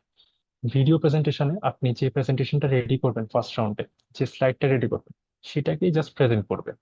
আপনি হয়তো ফাইনালে গিয়ে ওই স্লাইড, আরেকটা নতুন কেস আপনাকে দেওয়া হবে, সেই কেসটা আপনি জাজদের সামনে প্রেজেন্ট করবেন। তো সেভাবেই আপনি ফার্স্ট রাউন্ডের কেসটা প্রেজেন্ট করে ওটাকে জাস্ট ভিডিও আকারে করে সাবমিট করে দিবেন। আর ওবিসির ক্ষেত্রে কি হয়, একটা বিজনেসকে প্রমোট করার জন্য আপনার একটা ভিডিও কমার্শিয়াল বানাতে হয়। তো এই রাউন্ডটা আসলে ওরকম না। কিপ ইট সিম্পল, যতটা সিম্পল রাখা যায় ততটা। তো সেকেন্ড যে পয়েন্টটা নিয়ে আমি কথা বলবো সেটা হচ্ছে make sure your videos and audios are clear. মানে আমাদের কথায় যদি আমরা বলি, আমাদের ভিডিও আর অডিও গুলো মোটামুটি ক্লিয়ার রাখার আমরা চেষ্টা করছি। এমন না যে আপনাকে iPhone 14 দিয়ে 15 দিয়ে আপনাকে ভিডিও করতে হবে, অনেক ভালো হাইফাই যন্ত্র দিয়ে আপনাকে অডিও করতে হবে। সো আপনি একটু মেক শিওর করুন যে আপনার ভিডিও গুলো ক্লিয়ার আর অডিওটা ক্লিয়ার, আপনার স্লাইড গুলো দেখা যাচ্ছে। আর যদি আপনারা নিজেরা প্রেজেন্ট থাকতে চান ভিডিওতে, তাহলে আপনাদের চেহারাগুলো দেখা যাচ্ছে, সেটা আপনারা মেক শিওর করুন। থার্ড পয়েন্ট হচ্ছে, it is not mandatory for all the team members two B present in the video, but it is encourage. আপনারা, এটা আসলে রুল বুকে কোথাও বলা নাই যে আপনাকে 3জনকেই আপনাদের প্রেজেন্ট থাকতে হবে। আপনারা যে কোনো একজনও করতে পারেন অথবা 3জনও করতে পারেন। তো আমরা যদি আমাদের কথা বলি, আমরা 3জনই করছিলাম জিনিসটা। তো 3জন করলে আসলে সুবিধাটা কোথায়? 3জন করলে মেইন সুবিধা হচ্ছে আপনি একটা কেসকে ভাগ করে নিতে পারবেন। যেমন আমাদের ক্ষেত্রে ফার্স্ট পার্টের দায়িত্ব ছিল অর্ণবের, মাঝখানে যে মেথোডোলজি পার্ট ছিল সেটা দায়িত্ব ছিল আমার, এবং লাস্টের ফিজিবিলিটি অ্যানালিসিসের পার্ট ছিল রাজেশের। সো আমরা ভিডিও প্রেজেন্টেশনের ক্ষেত্রে জিনিসটা সেম রাখছিলাম, যে যে পার্টটা করছিল সেই পার্ট নিয়ে প্রেজেন্টেশন। তো একজনের উপরে আসলে চাপটা কম পড়ে সেই ক্ষেত্রে। ফোর্থ যে কথাটা বলবো সেটা হচ্ছে, try to do something different from first round, maybe add a financial analysis of your solution. So আপনি যখন ভিডিও প্রেজেন্টেশন দিবেন, আপনার মতো আসলে আরো 80টা টিম দিবে। আপনি ওদের থেকে কি ডিফারেন্ট করতেছেন, কিভাবে ওদের সাথে আপনাকে কেন জাজরা বেছে নিবে ফাইনালের জন্য, সেটা আপনাকে মেক শিওর করতে হবে। এই জিনিসটা চিন্তা করে আমরা একটা ফাইন্যান্সিয়াল অ্যানালিসিস সেট করছিলাম। তো এখানে অনেকেই আসলে ইঞ্জিনিয়ারিং অথবা সায়েন্স ব্যাকগ্রাউন্ড থেকে আসে। তো তারা মনে করতে পারে যে ফাইন্যান্সিয়াল অ্যানালিসিস কিভাবে করবো, আমি তো টাকা পয়সার হিসাব জানি না। তো এটা আসলে কোনো বিজনেস কেস না, এটা একটা নর্মাল কেস। তো নর্মাল কেসের ক্ষেত্রে অত কঠিন ভাবে ফাইন্যান্সিয়াল সরি অ্যানালিসিস টু করতে হয় না। ইন্টারাপ্ট উদয়, তোমার স্লাইড চেঞ্জ হচ্ছে না, কাইন্ডলি একটু দেখবে। চেঞ্জ হচ্ছে এখন? আম, না এখন হচ্ছে না। আচ্ছা, তাহলে আমি আবার শেয়ার করছি। আচ্ছা,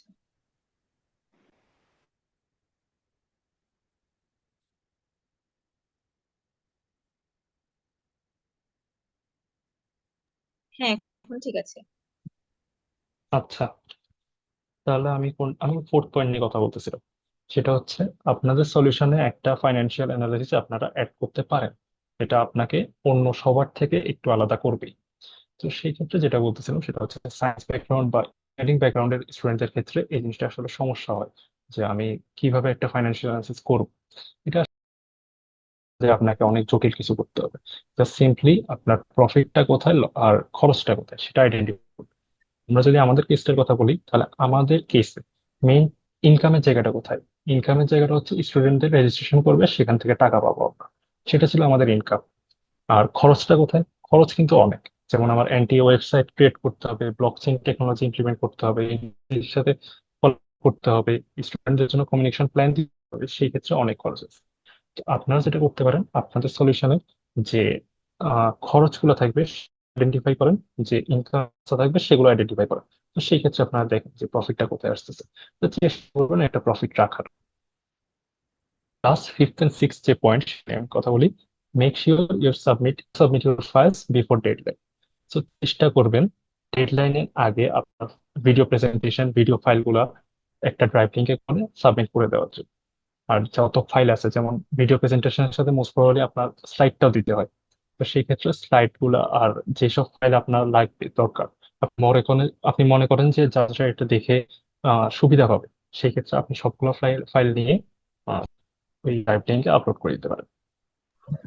এইটুক ছিল আমাদের এফটিসি 2.0 এর সেকেন্ড রাউন্ডের কথাবার্তা।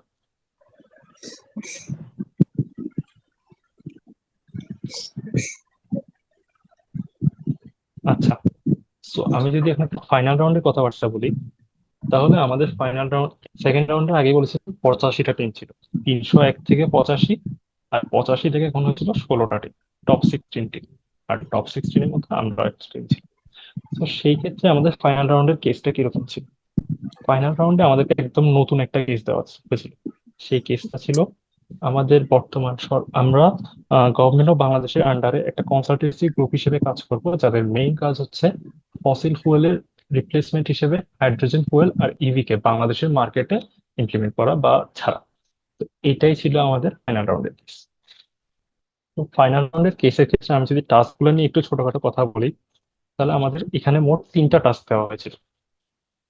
ফার্স্ট টাস্ক ছিল ওভারনাইট কোনো চেঞ্জ না করে আমরা কিভাবে ইনফ্রাস্ট্রাকচারের সাথে অ্যাডাপ্ট করতে পারি because of the rice of EVs and hydrogen fuel.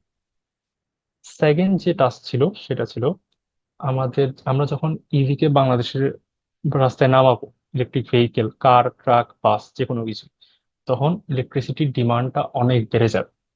আপনারা অলরেডি জানেন যে এই সিজনে, গ্রীষ্মকালের সময়, লোডশেডিং কিন্তু একটা বড় সমস্যা আমাদের সবার বাসায় হচ্ছে।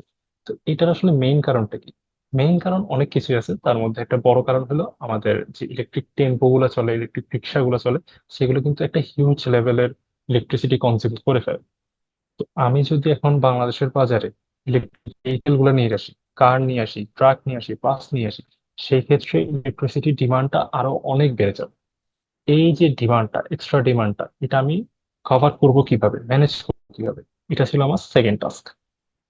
আর থার্ড টাস্ক ছিল আমাদের, আমরা যদি ইভি কে বাংলাদেশে আনি, সেক্ষেত্রে আমার একটা স্কিল্ড ওয়ার্কফোর্স দরকার। কেন দরকার? অটোমোবাইল অ্যাসেম্বলিং প্ল্যান্ট যেগুলো থাকবে সেখানে চার্জিং স্টেশন ম্যানেজ করার জন্য, রিপেয়ার সবগুলো ম্যানেজ করার জন্য আমার একটা স্কিল্ড ওয়ার্কফোর্স দরকার। তো সেই স্কিল্ড ওয়ার্কফোর্সটা আমি কিভাবে ম্যানেজ করব, সেটা ছিল আমাদের থার্ড টাস্ক। এইটাই ছিল আমাদের ফাইনাল রাউন্ডের কেস। এটা আসলে আমরা এখন দেখাবো না, দেখানোর মতো সময়ও নেই তেমন। এটা আপনাদের জন্য একটা উদাহরণ হিসেবে থাকলো। আপনারা নিজেদের গ্রুপ ফর্ম করেন এবং নিজেদের গ্রুপ নিয়ে বসে একসাথে আলোচনা করেন, নিজেরা এটা সলভ করার চেষ্টা করতে পারেন। সো লাস্টে যে রাউন্ড, সেটা হচ্ছে কিউএনএ রাউন্ড। ফাইনাল প্রেজেন্টেশনের সময় আপনাকে জাজরা অবশ্যই কোয়েশ্চেন করবে। Final presentation time most probably হচ্ছে 8 মিনিট, এবং কিউএনএ রাউন্ড হচ্ছে 5 মিনিট বা 6 মিনিট, যেটা আমার ঠিক এখন মনে নেই, তো 6 মিনিটই most probably. So Q and A round নিয়ে আসলে অনেকেই ভয় পায় যে জাজরা কি ধরনের প্রশ্ন করবে, কি মানে আমাদেরকে ধরার চেষ্টা করবে নাকি। এত ভয় পাওয়ার আসলে কিছু নেই। তো আমাদের কিছু সাজেশন থাকবে কিউএনএ রাউন্ডে, যেটা আমরা ফেস করেছি।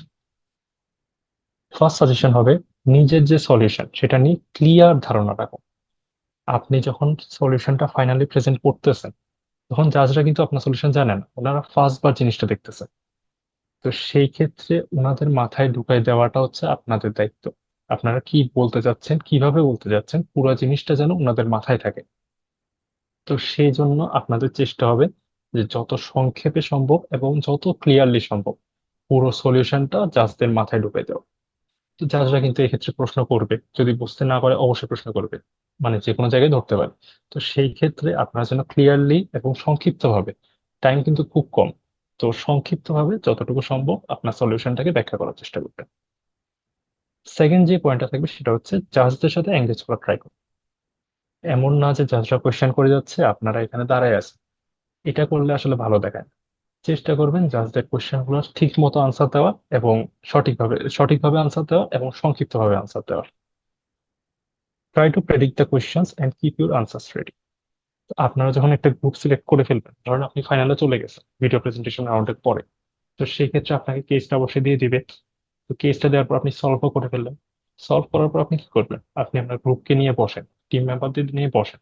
বসার পর নিজেদের মধ্যে আলোচনা করেন যে এখান থেকে কি রকম কোয়েশ্চেন আসতে পারে। তো সেই কোয়েশ্চেন গুলো আনসার গুলো আপনারা রেডি করে রাখেন, কারণ আপনার সলিউশন আপনার থেকে ভালো কেউ জানে না। তো সেই ক্ষেত্রে আপনারাই পারবেন এই সবগুলো কোয়েশ্চেনের আনসার গুলো আগে থেকে রেডি করে রাখবেন।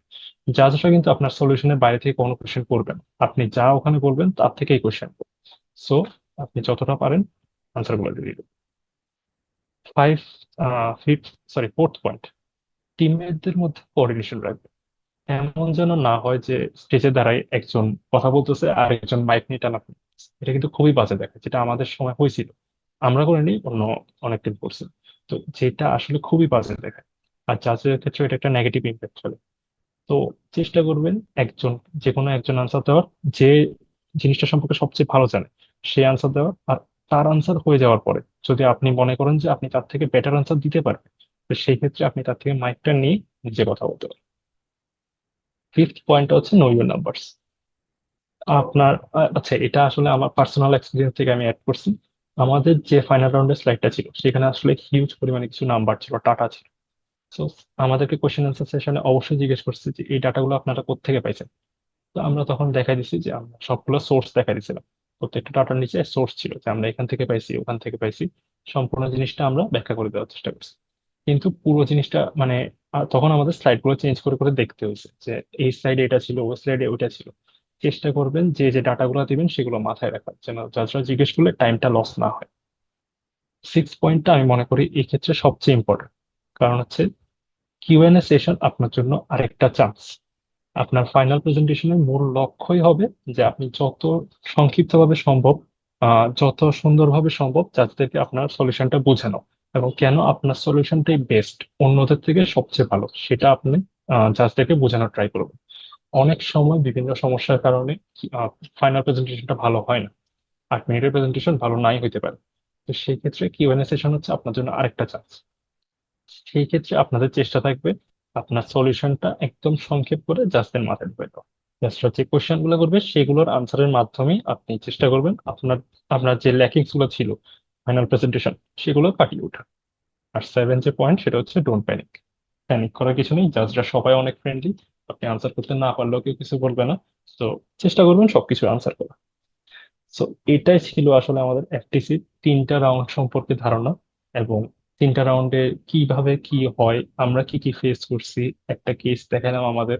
তো ওই কেসটার অ্যাপ্রোচ কি ছিল, ভিডিও প্রেজেন্টেশন রাউন্ডে আমরা কি কি সাজেশন দিলাম, কি কি সমস্যা ফেস করছি সেগুলো নিয়ে আমরা সাজেশন দিছি। কিউএনএ রাউন্ডে আমরা কি সমস্যা ফেস করছি সেগুলো নিয়েও সাজেশন দিলাম তাদেরকে। তো এইটুকুই ছিল আসলে এফটিসি 3.0 এর আমাদের জার্নি। অনেক ধন্যবাদ উদয়কে। আশা করি আপনাদের সবার এখন একটা পরিষ্কার ধারণা হয়ে গিয়েছে ফেস দ্য কেস কম্পিটিশন সম্পর্কে। তারপরও আপনাদের অনেক কোয়েরিজ আছে, অনেক কোয়েশ্চেন্স আছে। তো আমরা আপনাদের মধ্যে থেকে কিছু কোয়েশ্চেন্স নিয়েছিলাম, সেই কোয়েশ্চেন গুলো আমরা এখন আবার আমাদের টিম টেট্রিসের মেম্বাররা উত্তর দিয়ে আমাদেরকে সাহায্য করবে। তো আমাদের লাইভ থেকে আমরা এখন যে কোয়েশ্চেনটা পেয়েছি সেটা হচ্ছে, ভিডিও পিচিং কিভাবে প্রেজেন্ট করলে সিলেক্ট হওয়ার চান্স বেশি থাকবে? আচ্ছা, এটা আসলে জাজদের উপর ডিপেন্ড করে, এটা কেউই আপনাকে বলতে পারবে না। বাট চেষ্টা করবেন আপনার ভিডিওটা যেন মানে ক্লিয়ার থাকে, অডিও গুলো যেন ক্লিয়ার থাকে। আর আপনি যে সলিউশনটা দিচ্ছেন সেটার উপর বিশ্বাস রাখেন, সেটা অবশ্যই ভালো। আর একটা কথা আমি বলছিলাম যে ফার্স্ট রাউন্ড থেকে কিছু একটু ডিফারেন্ট করার চেষ্টা করছি, যেমন আমাদের ফার্স্ট রাউন্ড আমরা কোনো ধরনের ফাইন্যান্সিয়াল অ্যানালিসিস দেখাইনি। সেকেন্ড রাউন্ডে আমরা এটা করছিলাম, আর এটা অনেক ডিটেলসেই করছিলাম। তো সেটা হয়তো আমাদের ফাইনালে যাওয়ার জন্য একটা বড় ভূমিকা রাখতে পারে, যেটা আমরা এখনো শিওরলি বলতে পারবো না। তো চেষ্টা করবেন অন্যদের থেকে একটু ইউনিক করার, কিভাবে আপনার সলিউশনটা ইউনিক করা যায় সেটাই আপনারা চেষ্টা করবেন। ভিডিও প্রেজেন্টেশনের সময় কি ব্যাকগ্রাউন্ডে স্লাইড চেঞ্জ হওয়া জরুরি? ফার্দার কোয়েশ্চেন গুলো মনে হয় রাজেশ দিক রাজেশ না, আচ্ছা, এটা অবশ্যই জরুরি না যে আপনার ভিডিওর ব্যাকগ্রাউন্ডে স্লাইড চেঞ্জ করতে হবে কিনা, বাট আমরা হাইলি এনকারেজ করব যে আপনি কিছু ইউনিক কিছু করেন। হ্যাঁ, আপনি একটা ভিডিও প্রেজেন্ট করছেন, দ্যাটস অল রাইট, বাট আপনি যদি কিছু ইউনিকনেস অ্যাড করতে পারেন যেমন হ্যাঁ, আপনার আইডিয়াটা কিন্তু বেশ ভালো যে আপনি ব্যাকগ্রাউন্ডের স্লাইডটা চেঞ্জ করে করে দেখাচ্ছেন, এবং এইসব জিনিসপাতি কিন্তু আসলে আপনাকে অন্যান্য টিমস থেকে আপনাকে ইউনিক করে তুলবে এবং আপনার পসিবিলিটি আরো বেশি বাড়ায় দিবে সিলেক্ট হওয়ার জন্য। লাইভ প্রেজেন্টেশন কি বাংলা আর ইংলিশে দিতে হবে? এটা অলরেডি আনসার করা হয়েছে। তাও আমি বলি যে লাইভ প্রেজেন্টেশনটা অ্যাকচুয়ালি বাংলা বা ইংলিশ যে কোনো মাধ্যমে আপনি দিতে পারেন। এটা অ্যাকচুয়ালি ভ্যারি করবে না, আপনার পারফরমেন্স ডিপেন্ড করবে আপনি কতটুকু ইফেক্টিভ সলিউশন প্রেজেন্ট করতে পারছেন। আচ্ছা, এবার আমরা আপনাদের ফ্রিকোয়েন্টলি আস্ক কোয়েশ্চেন গুলোর উত্তর দেব। আপনারা জিজ্ঞেস করেছেন এফটিসি কি। এফটিসি কি সেটা আমি পূর্বেই বলেছি। ফেস দ্য কেস হলো IEEE স্টুডেন্ট ব্রাঞ্চ 2 এর সিগনেচার ইভেন্ট, একটি ন্যাশনাল কেস কম্পিটিশন। পার্টিসিপেট করার ক্রাইটেরিয়া গুলো আগে বলা হয়েছে। যে কোনো বিশ্ববিদ্যালয়ের শিক্ষার্থীরাই অংশ নিতে পারবেন। একা কিংবা সর্বোচ্চ 3 জন মেম্বার বিশিষ্ট গ্রুপ গঠন করে আপনারা অংশ নিতে পারবেন। নিজের বিশ্ববিদ্যালয় কিংবা অন্য বিশ্ববিদ্যালয়ের বন্ধুদের সাথে টিম গঠন করে আপনারা পার্টিসিপেট করতে পারবেন। এর পরের কোয়েশ্চেন গুলো আমাদের টিম টেট্রিসের মেম্বাররা আমাদেরকে উত্তর দিয়ে সাহায্য করবেন। টিম ফরমেশন কিভাবে করব? বাইরের ভার্সিটির কাউকে রাখা যাবে কিনা?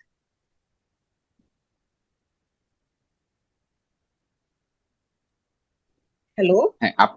আপনার টিম ফরমেশনটা বাইরের ভার্সিটির স্টুডেন্টদেরকে নিয়োগ করতে পারবেন, আপনার যে কোনো ডিপার্টমেন্ট, যে কোনো ব্যাকগ্রাউন্ডের স্টুডেন্ট, বাট একটাই এলিজিবিলিটি ক্রাইটেরিয়া যে তাদেরকে স্নাতক পর্যায়ের স্টুডেন্ট হতে হবে।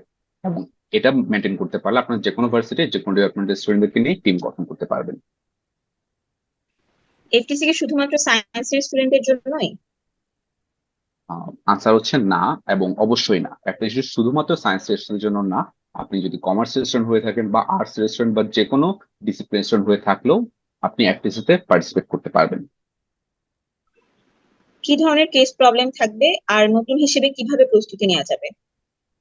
আচ্ছা, কেস প্রবলেম আচ্ছা কি ধরনের থাকবে এর সাথে? আচ্ছা হ্যাঁ, আচ্ছা বল। কেস, আমি এটা নিয়ে একটু ডিটেলস বলি। আচ্ছা, কেস প্রবলেমের জিনিসটা কিন্তু হচ্ছে আমাদের রিয়েল লাইফ বেসড হবে, এবং কিছু ক্রাইটেরিয়া থাকবে, যেমন হচ্ছে ইনোভেটিভ হতে হবে, ইউনিক হতে হবে, তারপর হচ্ছে লজিক্যাল প্রেজেন্টেশন অফ আইডিয়াস, তারপর হচ্ছে ইম্প্যাক্টফুল, আর হচ্ছে ফিজিবিলিটি। আচ্ছা, আমি যেটা বললাম হচ্ছে রিয়েল লাইফ বেসড হচ্ছে, যেমন হচ্ছে কারেন্ট যে সকল অ্যাফেয়ার্স থাকতে পারে সেগুলো আসতে পারে, যেমন ইউক্রেন এবং রাশিয়া যে ওয়ারটা হচ্ছে। তারপর মনে করেন আমাদের দেশে যে টপিক বলে সেটা হচ্ছে মনে করেন খাদ্যের দ্রব্যমূল্যের ঊর্ধ্বগতি। এগুলো হচ্ছে হট টপিক, এগুলো নিয়ে আমাদের প্রবলেমটা থাকতে পারে। আর যদি পরের কোয়েশ্চেন যেটা হচ্ছে নতুন হিসেবে, এটা যদি বলি, আমি যখন কেস কম্পিটিশনটা দিচ্ছিলাম তখন আমি নিজেও কিন্তু নতুন ছিলাম, আমি এই সম্পর্কে কিছুটা জানতাম না। বাট আপনি যদি ডিটারমাইন্ড থাকেন বা আপনার যদি হার্ড ওয়ার্কিং মেন্টালিটি থাকে, আপনি যে কোনো প্রবলেম সলভ করতে পারবেন। কেসগুলো কি রিলেটেড হতে পারে? বিজনেস টেকনোলজি ফিল্ড থেকে কি কেস হওয়ার পসিবিলিটি বেশি? আচ্ছা, এখানে হচ্ছে আমি যেটা বললাম যে বিজনেস রিলেটেড কোনো টপিক নিয়ে আসলে হবে না। আর এটা হচ্ছে টেক বেসড হতে পারে জিনিসটা। আর ইনোভেটিভ বা কারেন্ট অ্যাফেয়ার্স এই সকল জিনিস নিয়ে আসলে মিলিয়ে আপনাদের কেসটা হতে পারে। কিভাবে আমরা কেসের চ্যালেঞ্জিং পয়েন্টটা খুঁজে বের করতে পারবো?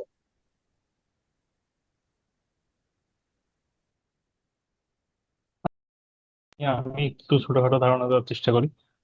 একটা কেসের আসলে চ্যালেঞ্জিং পয়েন্ট কি, সেটাকে আপনি কিভাবে ডিফাইন করতেছেন?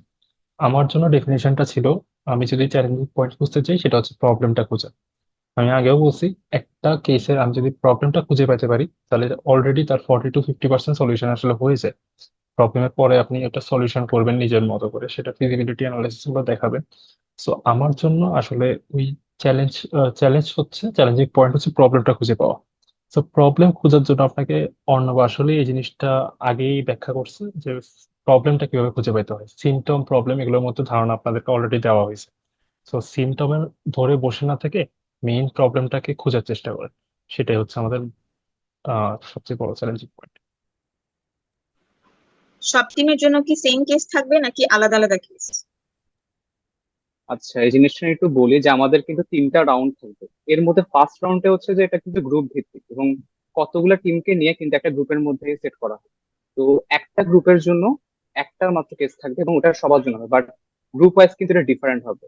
সেকেন্ড রাউন্ডটা তো হচ্ছে ভিডিও প্রেজেন্টেশন, তো এখানে কোনো আসলে কেস নিয়ে কথা আসবে না। বাট ফাইনাল হচ্ছে যে যে সকল টিম যাবে প্রত্যেকের কেসটা হবে সেম। কেসের সমাধানটা কোথায় লিখবো এবং কোন নিয়মে লিখবো? সেক্ষেত্রে পাওয়ার পয়েন্ট ইউজ করা কি ম্যান্ডেটরি? না, আপনি আপনার জন্য মোটো পাওয়ার পয়েন্ট ইউজ করাটা ম্যান্ডেটরি না। আপনি চাইলে পাওয়ার পয়েন্ট ইউজ করতেই পারেন, আপনি ক্যানভা ইউজ করতে পারেন বা গুগল স্লাইডস ইউজ করতে পারেন। আর এটা লেখার জন্য কোনো বাঁধা ধরার নিয়ম নেই। আপনি আপনার মন মতো যেভাবে প্রেজেন্ট করে আপনার সলিউশনটা ইউনিক হতে পারে, ঠিক সেভাবে প্রেজেন্ট করবেন। স্লাইডের ম্যাক্সিমাম সাইজ কত হতে পারে? স্লাইডের যে ম্যাক্সিমাম এই- সাইজ, এটা ফার্স্ট রাউন্ডের ক্ষেত্রে একটা লিমিটেশন আছে, যেটা হচ্ছে 15টি স্লাইড। আপনাকে 14 থেকে 15টি স্লাইডের মাধ্যমে আপনার পুরো সলিউশনটা ইনক্লুডিং কভার পেজ প্রেজেন্ট করতে হবে। বাট ফাইনাল রাউন্ডে আপনার স্লাইডে কোনো লিমিটেশন নেই, আপনি আপনার যতগুলো ইচ্ছে স্লাইড ততগুলো অ্যাড করতে পারেন আপনার সলিউশনটা প্রেজেন্ট করার জন্য। সাবমিশন ফাইল বা স্লাইডে কি প্লেজারিজম চেক করা হবে? আচ্ছা, এটা হচ্ছে যে আসলে চেক করা হয় না নর্মালি, বাট আমি বলবো হচ্ছে যত কম পারেন মানে আপনি এটার হচ্ছে আনসার কোনো আসলে এআই আগেই দেওয়া মডেল হয়েছে ইউজ মনে করেন। হয়, যে প্লেজারিজম হ্যাঁ চেক এটা, করা হবে না কোনো ধরনের। বাট আমরা এনকারেজ করবো হ্যাঁ হ্যাঁ যে কোনো আগের কোনো সলিউশন থেকে বা কারো সলিউশন থেকে